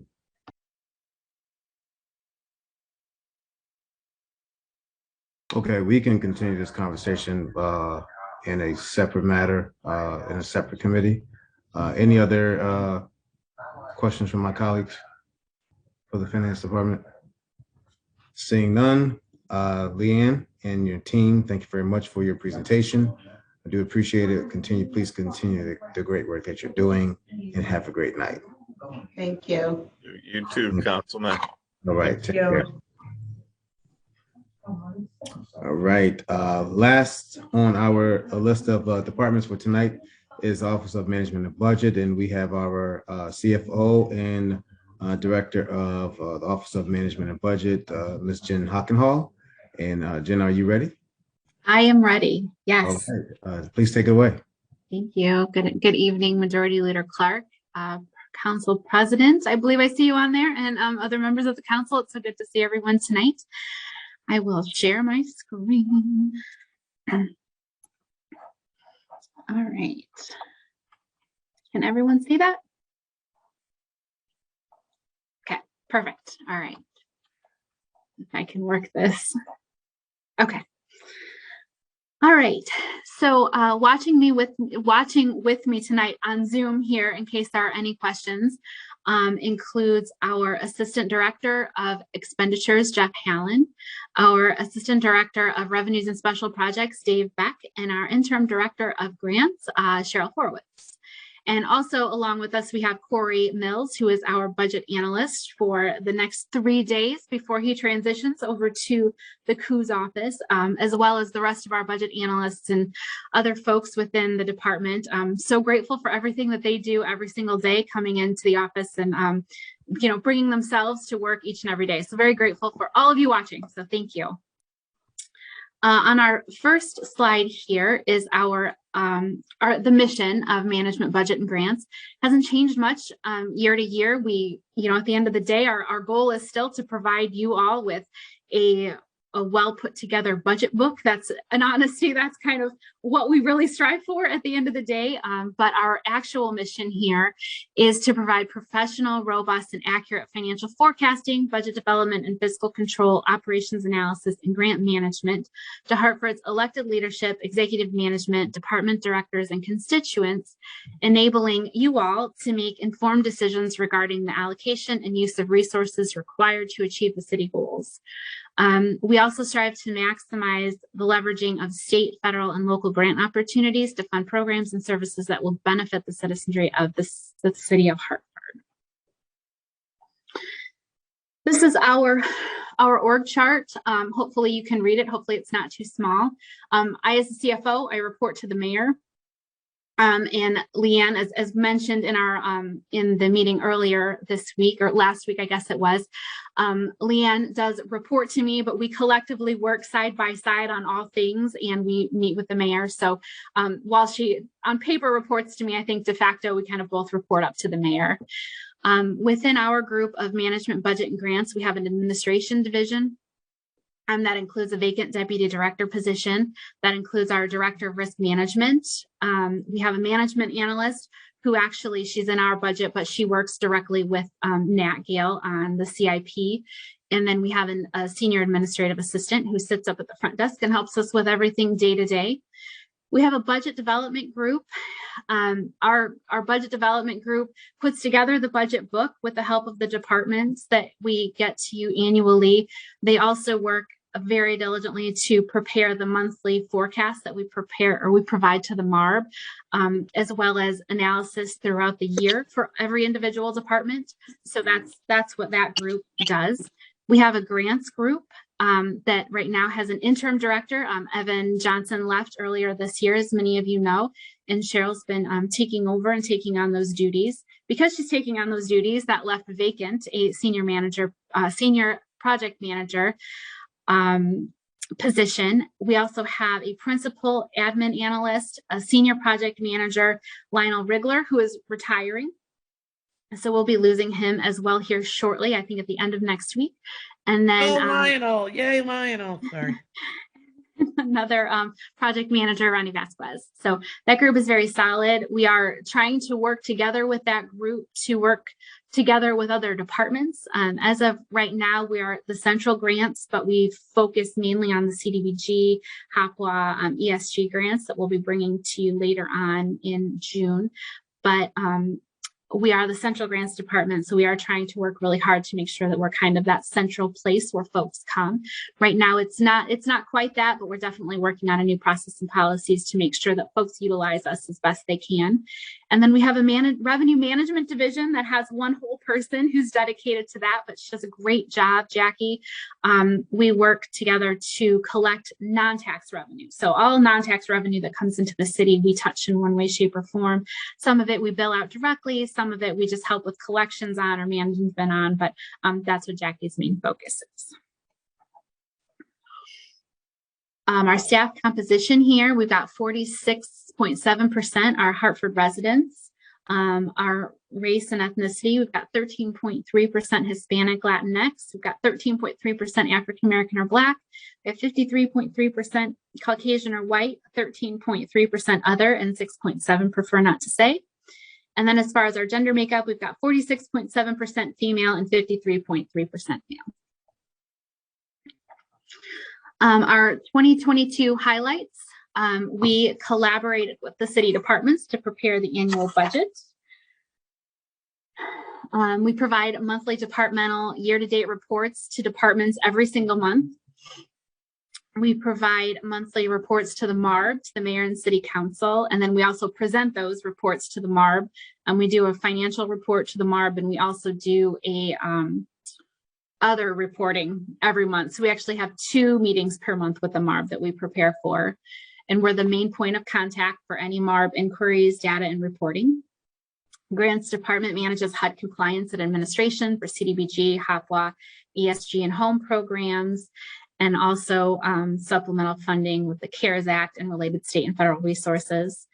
In our risk area, we monitor our third-party administrators and their handling of workers' compensation and liability claims for the city. One highlight this year is we implemented something called PMA-24, which is a nurse triage line that folks in our DPW group, if they injure themselves, they can just call a nurse right away. And that nurse takes all the information in real time. You know, they do it within that day. All that information is gathered, and then the nurse will say, go to, ice it, or go to the ER, or go to urgent care. So it really helps us gather that information real time. It stops kind of the things that come in weeks and weeks later. It's something that's been very beneficial.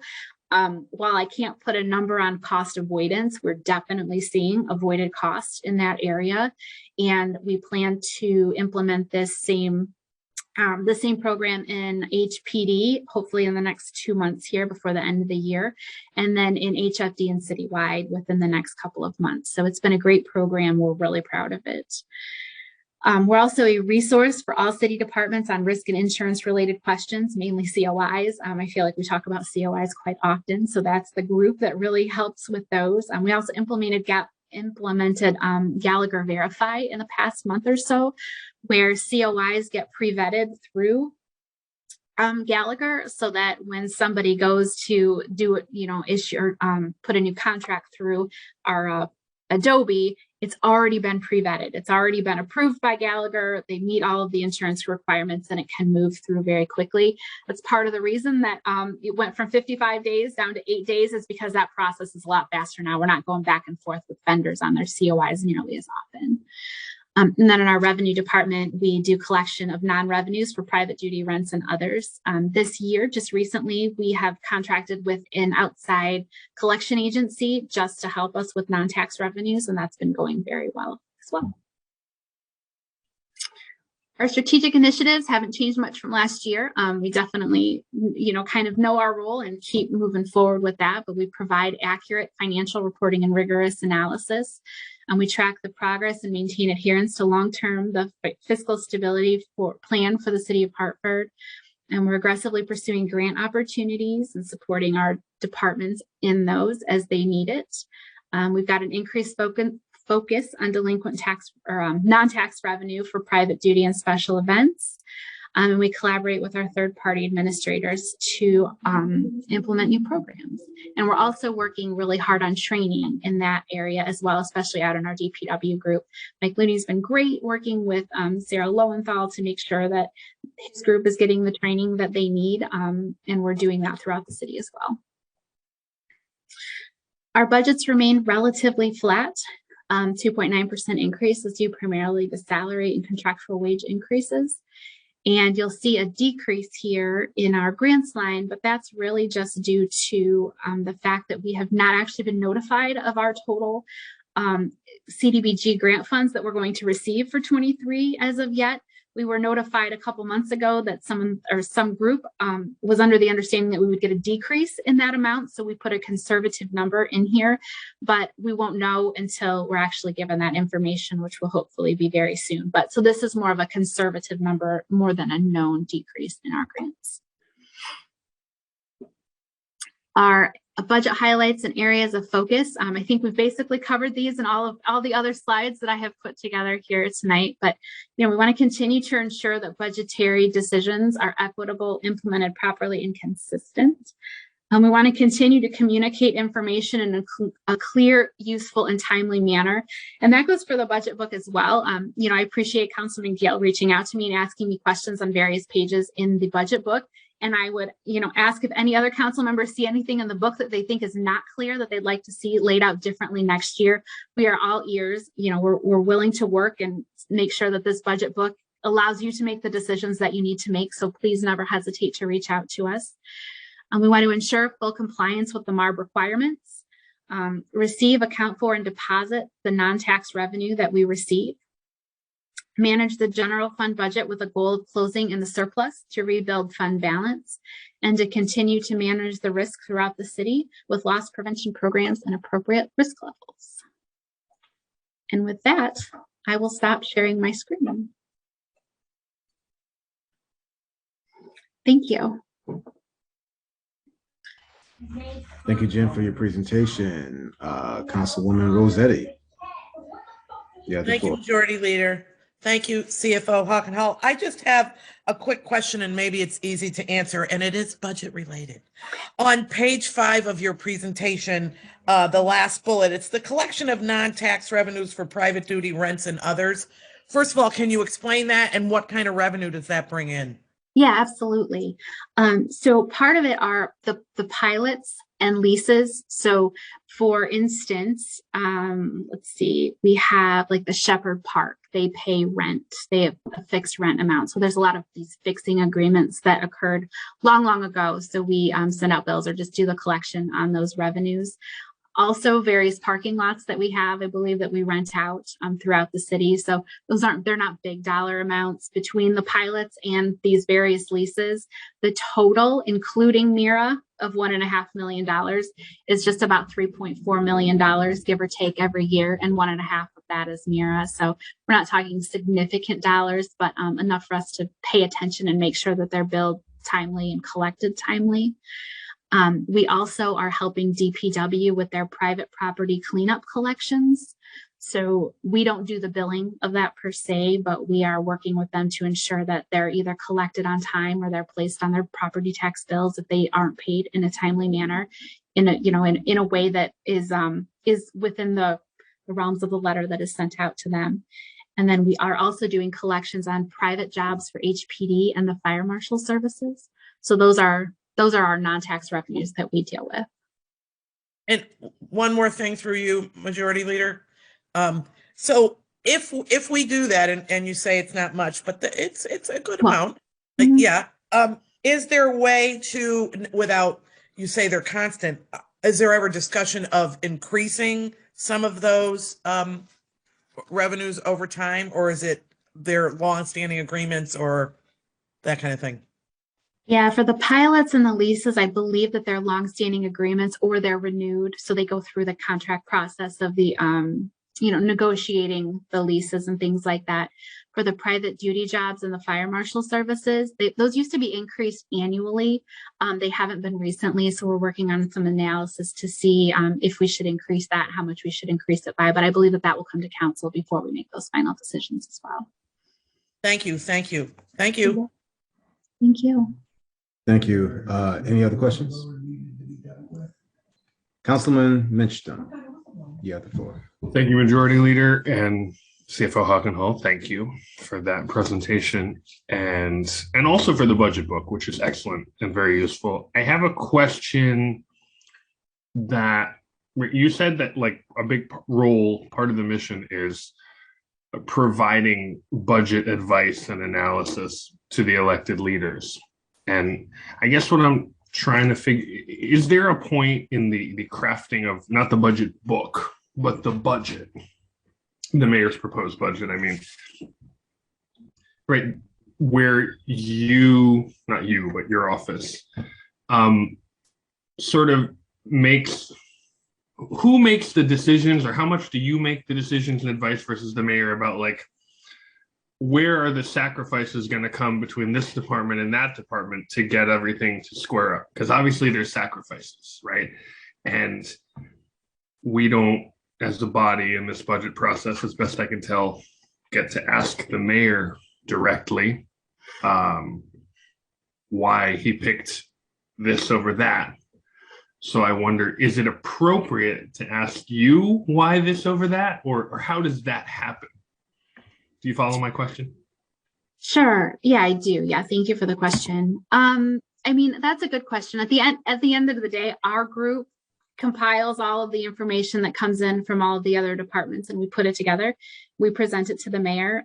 I can sometimes give, I'll give my recommendations, because we do have to present a balanced budget at the end of the day and how to kind of balance those books. But, at the end of the day, I think it's a collaboration on where those sacrifices are. But I don't think that there's any such significant sacrifices that within the departments I would consider them, major sacrifices. I think a lot of departments, I feel like they're fair and equitable decisions that are made, but at the end of the day, it's, it is the mayor's decision on the mayor's recommended budget. But I definitely have some input in there, just as recommendations. I never make any final decisions. Does that help? Yeah, and I want to follow up a little to understand better, because I know you said you think it's fairly equitable, and it is balanced at the very least. But I'll give you just an example, and I'm not saying that you need to like expound on this per se, but as an example, like, because it's something I've been harping on. Hopefully you haven't been watching all these hearings to hear it before. We have 8 housing inspectors, which compared to comparable cities is very low. We have 373 police officers, which compared to almost any city is very, very high.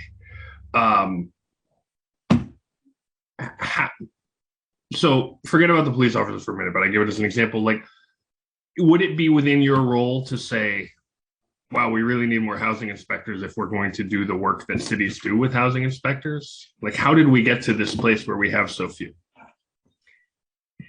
Well, let me start by saying I have listened to every single, I am online at every single meeting. So I've heard your comments and everyone else's, and I appreciate that.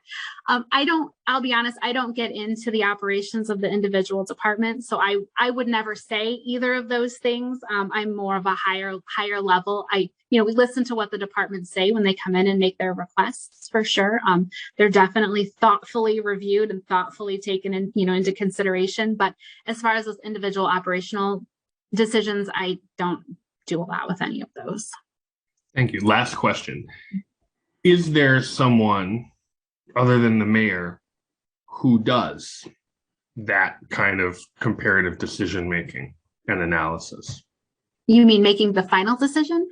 Not the final decision, but looking at all of, since we have all these departments and they all have their operational needs, is someone going through and saying, wow, this department is dramatically underfunded compared to comparable departments, while this one is dramatically overfunded? I mean, whose job would that be other than the mayor himself? Yeah, the mayor himself definitely makes the decisions, but we do have a group that meets to talk about all of the different departments. So it includes myself and Leanna's director of finance, and we have corporation counsel and HR, and also the COO. So it is a very large group that has these discussions, for every department. So it is definitely not done in a vacuum. So we do all have input into that. Should we feel like we have the expertise to make those decisions. Thank you. You're welcome. Any other questions from my colleagues? Councilwoman Surgeon. Thank you, Mr. Chair. Good evening, Jen, and I'm not even going to try again. your last name. So I'm just gonna just like totally give up with some life. I know what my what I can say and what I can't. Thank you for this is your second budget with us. It is, So yes. question, and you had the first year budget. How did you reconcile? How did you compare this year's budget book with last year? Did you make any addition? Did you recommend a different way of laying it out from your past experience of looking at last year's budget when you started with us? Yeah, thank you for the question, Councilwoman. I've got to say, and I think I said this last year as well, and I'm sticking by it, this budget book is awesome. Okay. I truly feel like the folks that put this budget book together at the beginning should be commended because it is so terrific. I didn't have this when I was in South Bend. I always looked at budget books like this and I always wondered how they made such cool books. And now I know part of it is the software that goes into it, but it's also, they just set it up really, really well from the beginning. So when we went into the year 2, we made some tweaks here and there, but honestly, I feel like it's so well laid out. It's so easy to read that we did not make any major changes at all. There were just tweaks here and there. Okay, well, I'm going to take that as a City of Hartford compliment. Yes, and you should. Awesome. Okay, so when you do the budget, you do the budget on the number of FTEs. And so throughout the budget here, I've been asking, the budget is made up of, an example, for in your department, I think it's 19, I'm sorry, oh geez. I think you have 16 FTEs in your department. How many actual live bodies are there? I know you're going to be losing a very, very accomplished young man, to somewhere else. Was very impressed when I met him. So how many vacancies do you have in your division? Outside of those that are going to be retiring or leaving us soon, which are 2, we have 2 other vacancies within our department. So you have 16 is budgeted, and so basically you have 2 vacancies. Yes.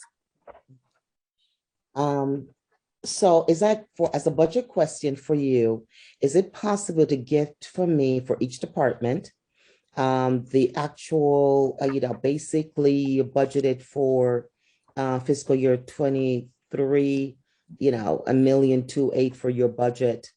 And if there were 2 vacancy, what would that actual budget be if there were 2 less person in the fiscal year recommended budget? Is this too much? If I could get an answer in the next couple of days, is this too much for you guys to do? Is this just for my budget, Councilwoman, or for all the divisions? Yes. All the divisions. We can see what we can do. Yeah, I mean, if it's really becoming too burdensome, okay, please let me know. Okay. But it would be a big help for Public Works, maybe fire, DDS, some of the major departments, if it's, much more easier doing it that way. So at least we can actually, for me anyway, I could actually say that, this $599 budget, if we have 300 vacancies, would the budget really be $599? And yes, and we can pull that together, or I'll talk to my team and make sure that that's something that's easily doable. I do want to point out though that we do assume some bit of attrition within the budget during the year as well. So there's been annually $1 million set aside for attrition for all non-sworn. So that would include any attrition in any department except for fire and police. So I just wanted to point that out, as we do assume some attrition within our budgets. Yes, so you normally set aside $1 million for attrition, just to be retiring. Yep. Okay. And that's approximately how many, just a top of your head, approximately how many people would that be? And I know the salary has to, all depends on the person's salary also. Just get an idea, we're talking about 100 people. I would say it's a little more than 100 folks, but I'll include that with our analysis as well. I'm curious. I know last year I did a lot of the revenue projection. So it was okay, and I learned a lot, from you when you first came. So I just want to thank you very much for that, because you were able to explain a lot of the our revenues were accumulated. One of the questions I have is the sundry account. And I was trying to figure out, how would I go into sundry and figure out, sorry, it would be, I think, on your non-governmental, non-operating department expenditures, which is 29.1. When I took a look at that, I wanted was to actually take a look at your the pay outside agency and other program. Couldn't figure out who are the outside agencies and other program this is incorporated with. And that'll be 29.4. Yep, I see that. I'm going to see if Dave Beck might be able to jump on and help. If not, I can. No, we can always, you know, it's a budget question. You can always send me that information a little bit later. Oh, Dave is here. Hi, Dave. Yeah, Dave's here. He might be able to shed some light on it pretty quickly. Yes, there's a few of us kind of lurking on the call here. So the budget book actually rolls up certain categories because there's quite a few different contingency, sundry accounts. So what you're describing there is payment to government agencies. There are things like the Greater Hartford Transit District. We pay, or we've budgeted $20,580 for that. Probate court, that's another $58,000. There's some smaller expenses we paid, like to Department of Transportation for the state of Connecticut, for some ventilation work. National League of Cities, U.S. Conference of Mayors. We also have budgeted contribution to the Business Improvement District. So I think we emailed a report that we called the Budget Detail Report. It's 38 odd pages. And if you go to page 37, and that's very close to the back, you'll see a listing of the different accounts. I do have that right here. I do have it, and I did try to reconcile that back with the non-department expenditures. So I was able to reconcile that back to the actual, but one of the things that David, since I've got it, I'm looking at the pay outside agencies and other programs. Okay. I mean, basically on page 38, yes. or 37. Okay, so it had about 4,646,000. Yes, so that is so what I was describing. There's two categories that sound very similar. One is payment to government agencies, and that is begins on roll 1583, and then there's one that's pay outside agencies and other that begins on roll 1595 on the one that has the most pages. And the biggest expense in that is the contingency fund. So the contingency fund for FY 2023 is larger than normal because especially with inflation going haywire, there's different accounts that are just increasing dramatically because sundry is also where we cover utilities.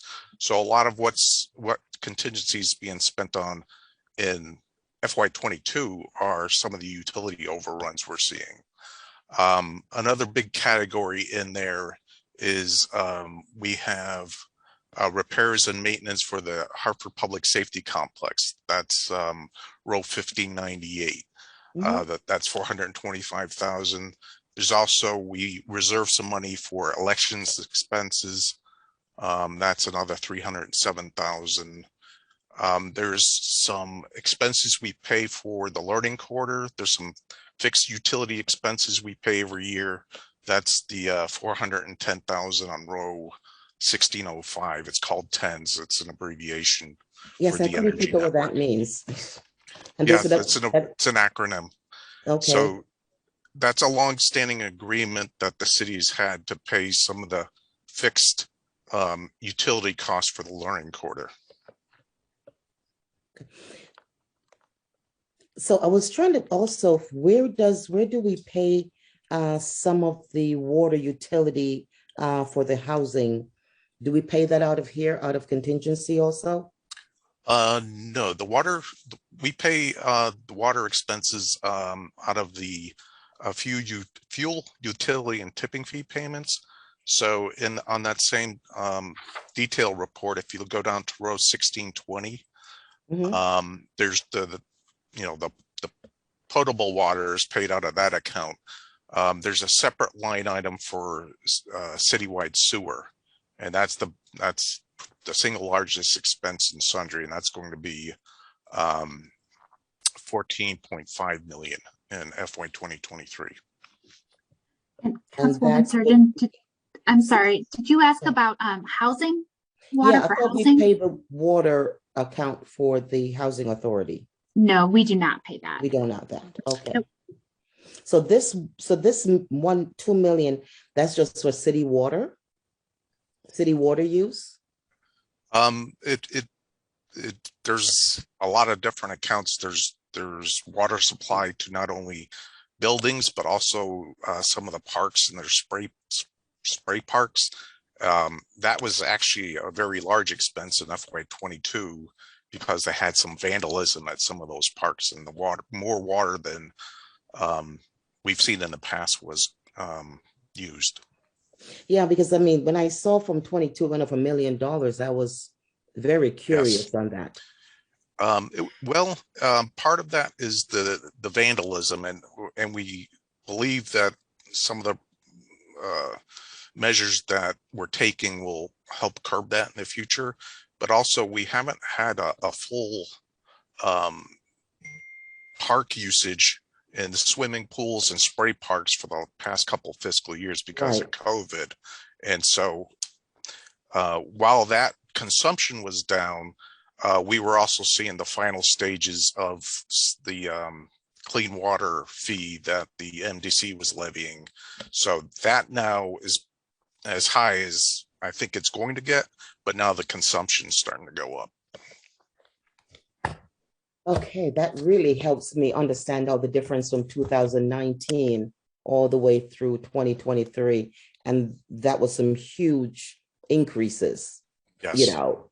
For those expenses. So Dave, thank you. So that really helped me a lot. That really helped me answer those questions that are in my mind. So that was great. Thank you for sitting in and listening. Oh, well, thank you for the question. Oh, thank you. Okay. Through you, Mr. Chair, I'll let somebody else go ahead, and if there's any other openings, I'll jump in later. I believe Councilman LeBron has his hand raised. Councilman LeBron, you have the floor. Yes, and through you, Majority Leader. Mrs. Huckenhoff, good to see you again, and appreciate your. Every time you mention South Bend, I think about Notre Dame. It's my favorite college football team. But anyway, that's not the question. One of the items here you have is provide detailed monthly financial reporting to the MARB. Can you explain in terms of that relationship and its effects on overall the budgetary limits that we have on overall budget items? Because the other thing that I was thinking about is when Councilman, let me tell you why I asked this question. The other thing is when Councilman Mixter mentioned, the prioritization, right, of how monies get allocated. Is there anything in particular that the MARB is suggesting or recommending, or that relationship there? Would the MARB be someone? If you could just explain that relationship. We know about the MARB, but if you can tell us how that actually, we give reports on the MARB, but if you can kind of just elaborate, particularly how it affects our overall budget. Sure, thank you for the question. So it started back in 2018, where I'm sure that they had a lot more, probably a lot more to say about the budget, I think, in 2018, as we have come to them year after year with a balanced budget and also with surpluses for the last 2 years. they're very happy, I believe, with the fact that we are coming to them with a balanced budget. And we have a 5-year plan that's, while it, if you look out 5 years, are we at a balanced budget? No, it's in the budget book here, but we still figure out a way to balance it every year. So I think the fact that we work so well together, we just presented our budget to them last week, I believe it was. All the weeks run together. I believe it was just last week. We had a very good conversation with the MARB. They asked a lot of questions, but they seemed, happy with the answers. So they didn't come back and give us any recommendations as of right now with the actual budget itself. But that was just the subcommittee. So, they might have additional recommendations for us when we meet with them on the 17th. But outside of, our monthly meetings and our reports to them and them asking the questions and making sure that we're not showing a deficit and things continue to go really well. In my last year and 5 months, have not had any, I don't think that they've pushed back or really had a great deal to say about what we've presented to them. Does that answer your question? It does. I think it's because the other piece was, I think it's important that folks know, oftentimes the narratives out there is that, we're still under the oversight, but we're, kudos to you and your team, kudos to the folks before for, laying down the framework where, minimal oversight is needed now. And so, I think it's important that narrative continues to shine out there. So thank you. And thank you for your work. I appreciate that. Thank you. Councilwoman Surgeon, you have the floor. Thank you, Mr. Chair. Dave I made a little note, Dave, as you were talking, and I'm not quite sure. You mentioned you had, I think it's something like about $14 million for MDC. And I was wondering, Dave, is that the ad valorem tax cost? What does that pay for, that 14 million? Yes, that's the tax levy that the MDC, so they have 8 member municipalities and they divide up the tax levy according to a 3-year calculation of property tax revenues. It's a bit more complicated than that, but it's based on 3 years of revenues. And so our chunk of it has gone up considerably between FY22 and FY23, about $1.2 million. And that pays for sewer fees for the city across. I mean, so we get 4 bills a year. We get a quarterly invoice, and that's citywide sewer. Yeah, that certainly went up quite a bit. And is it just because of is it a 3-year, as you said, a 3-year increase? I mean, is it planning on going down? Well, actually, the increase for FY22 was relatively small. On average, it's been going up around 7 to 8% a year. But last year actually went down a little, and that's if I remember correctly, they had some grant that helped reduce what they distributed in the levy to the cities. So there's two things that affect how much the city of Hartford will pay. The first is how much increase are they building in for the coming year, and then is how is it distributed among the member municipalities. So the allocations can change if a municipality has a lot more increase in property tax revenues than other municipalities. So do we pay like a host fee then? Is that what this is? I'm trying to understand. Is this sort of like an host, so that we have to pay for this? Or do we also pay for some nonprofit also? So the MDC comes up with a budget every year and they review it with their member municipalities. And there's different revenues that they get that offset some of the costs. And then they figure out, well, this is how much we need to balance our budget. And then they go out to the municipalities with a proposal, and the municipalities get to weigh in on that. And then I think it's somewhere in early December, they come up with their final levy. And then they notify the municipalities, and the payment starts around the the quarterly payments start in mid-January. Okay, so that's paid out quarterly. Okay. Okay. Thanks for hanging in there with us, Dave. Appreciate it. Thank you, Mr. Chair. Thank you. My question is, when the budgets are actually compiled together, I know departments have to submit their budgets. I believe that there is a business case that department heads do submit. Can we be provided with those business cases from the departments? I believe so. Let me check in on that. Yep. And how much consideration is put into those business cases with that? And is there a recommendation from yourself for departments to present budgets as 100% and then a reduction? Was that the case for this year? Let's say, for example, them producing a budget with a reduction of 3% or 5%. Oh, sure. Sorry. Yes, I understand. Thank you for the question. Yeah, so what we do is we request that departments put forth a flat budget. So no one was told to come to us with a decrease of a budget this year. And then they also provide to us business case requests, as you stated. If there is a contractual increase, that automatically goes into the initial budget that they present. So any kind of labor unions and those kind of things, all of those are included in their budget, as well as any kind of contract that they have for technology, say, or something like that, that goes into the budget. So anything that we are contractually required to pay the next year goes into their base budget that's submitted. And then they present these business cases as a kind of an outside request, and then they come in and they present to the panel that I spoke of before, so Corp Counsel and HR and myself and Leanne and the mayor and the COO. They present their current budget. This is what's in our budget. This is why we need this money. And then here are these handful of business cases. Typically, they don't come to us with a whole list of business cases. It's really, this is what we really, this is our wish list, but this isn't like our super shiny wish list, because we all know that, the budget is limited, but they definitely bring to us their wish list. And then we have a panel that reviews these business cases.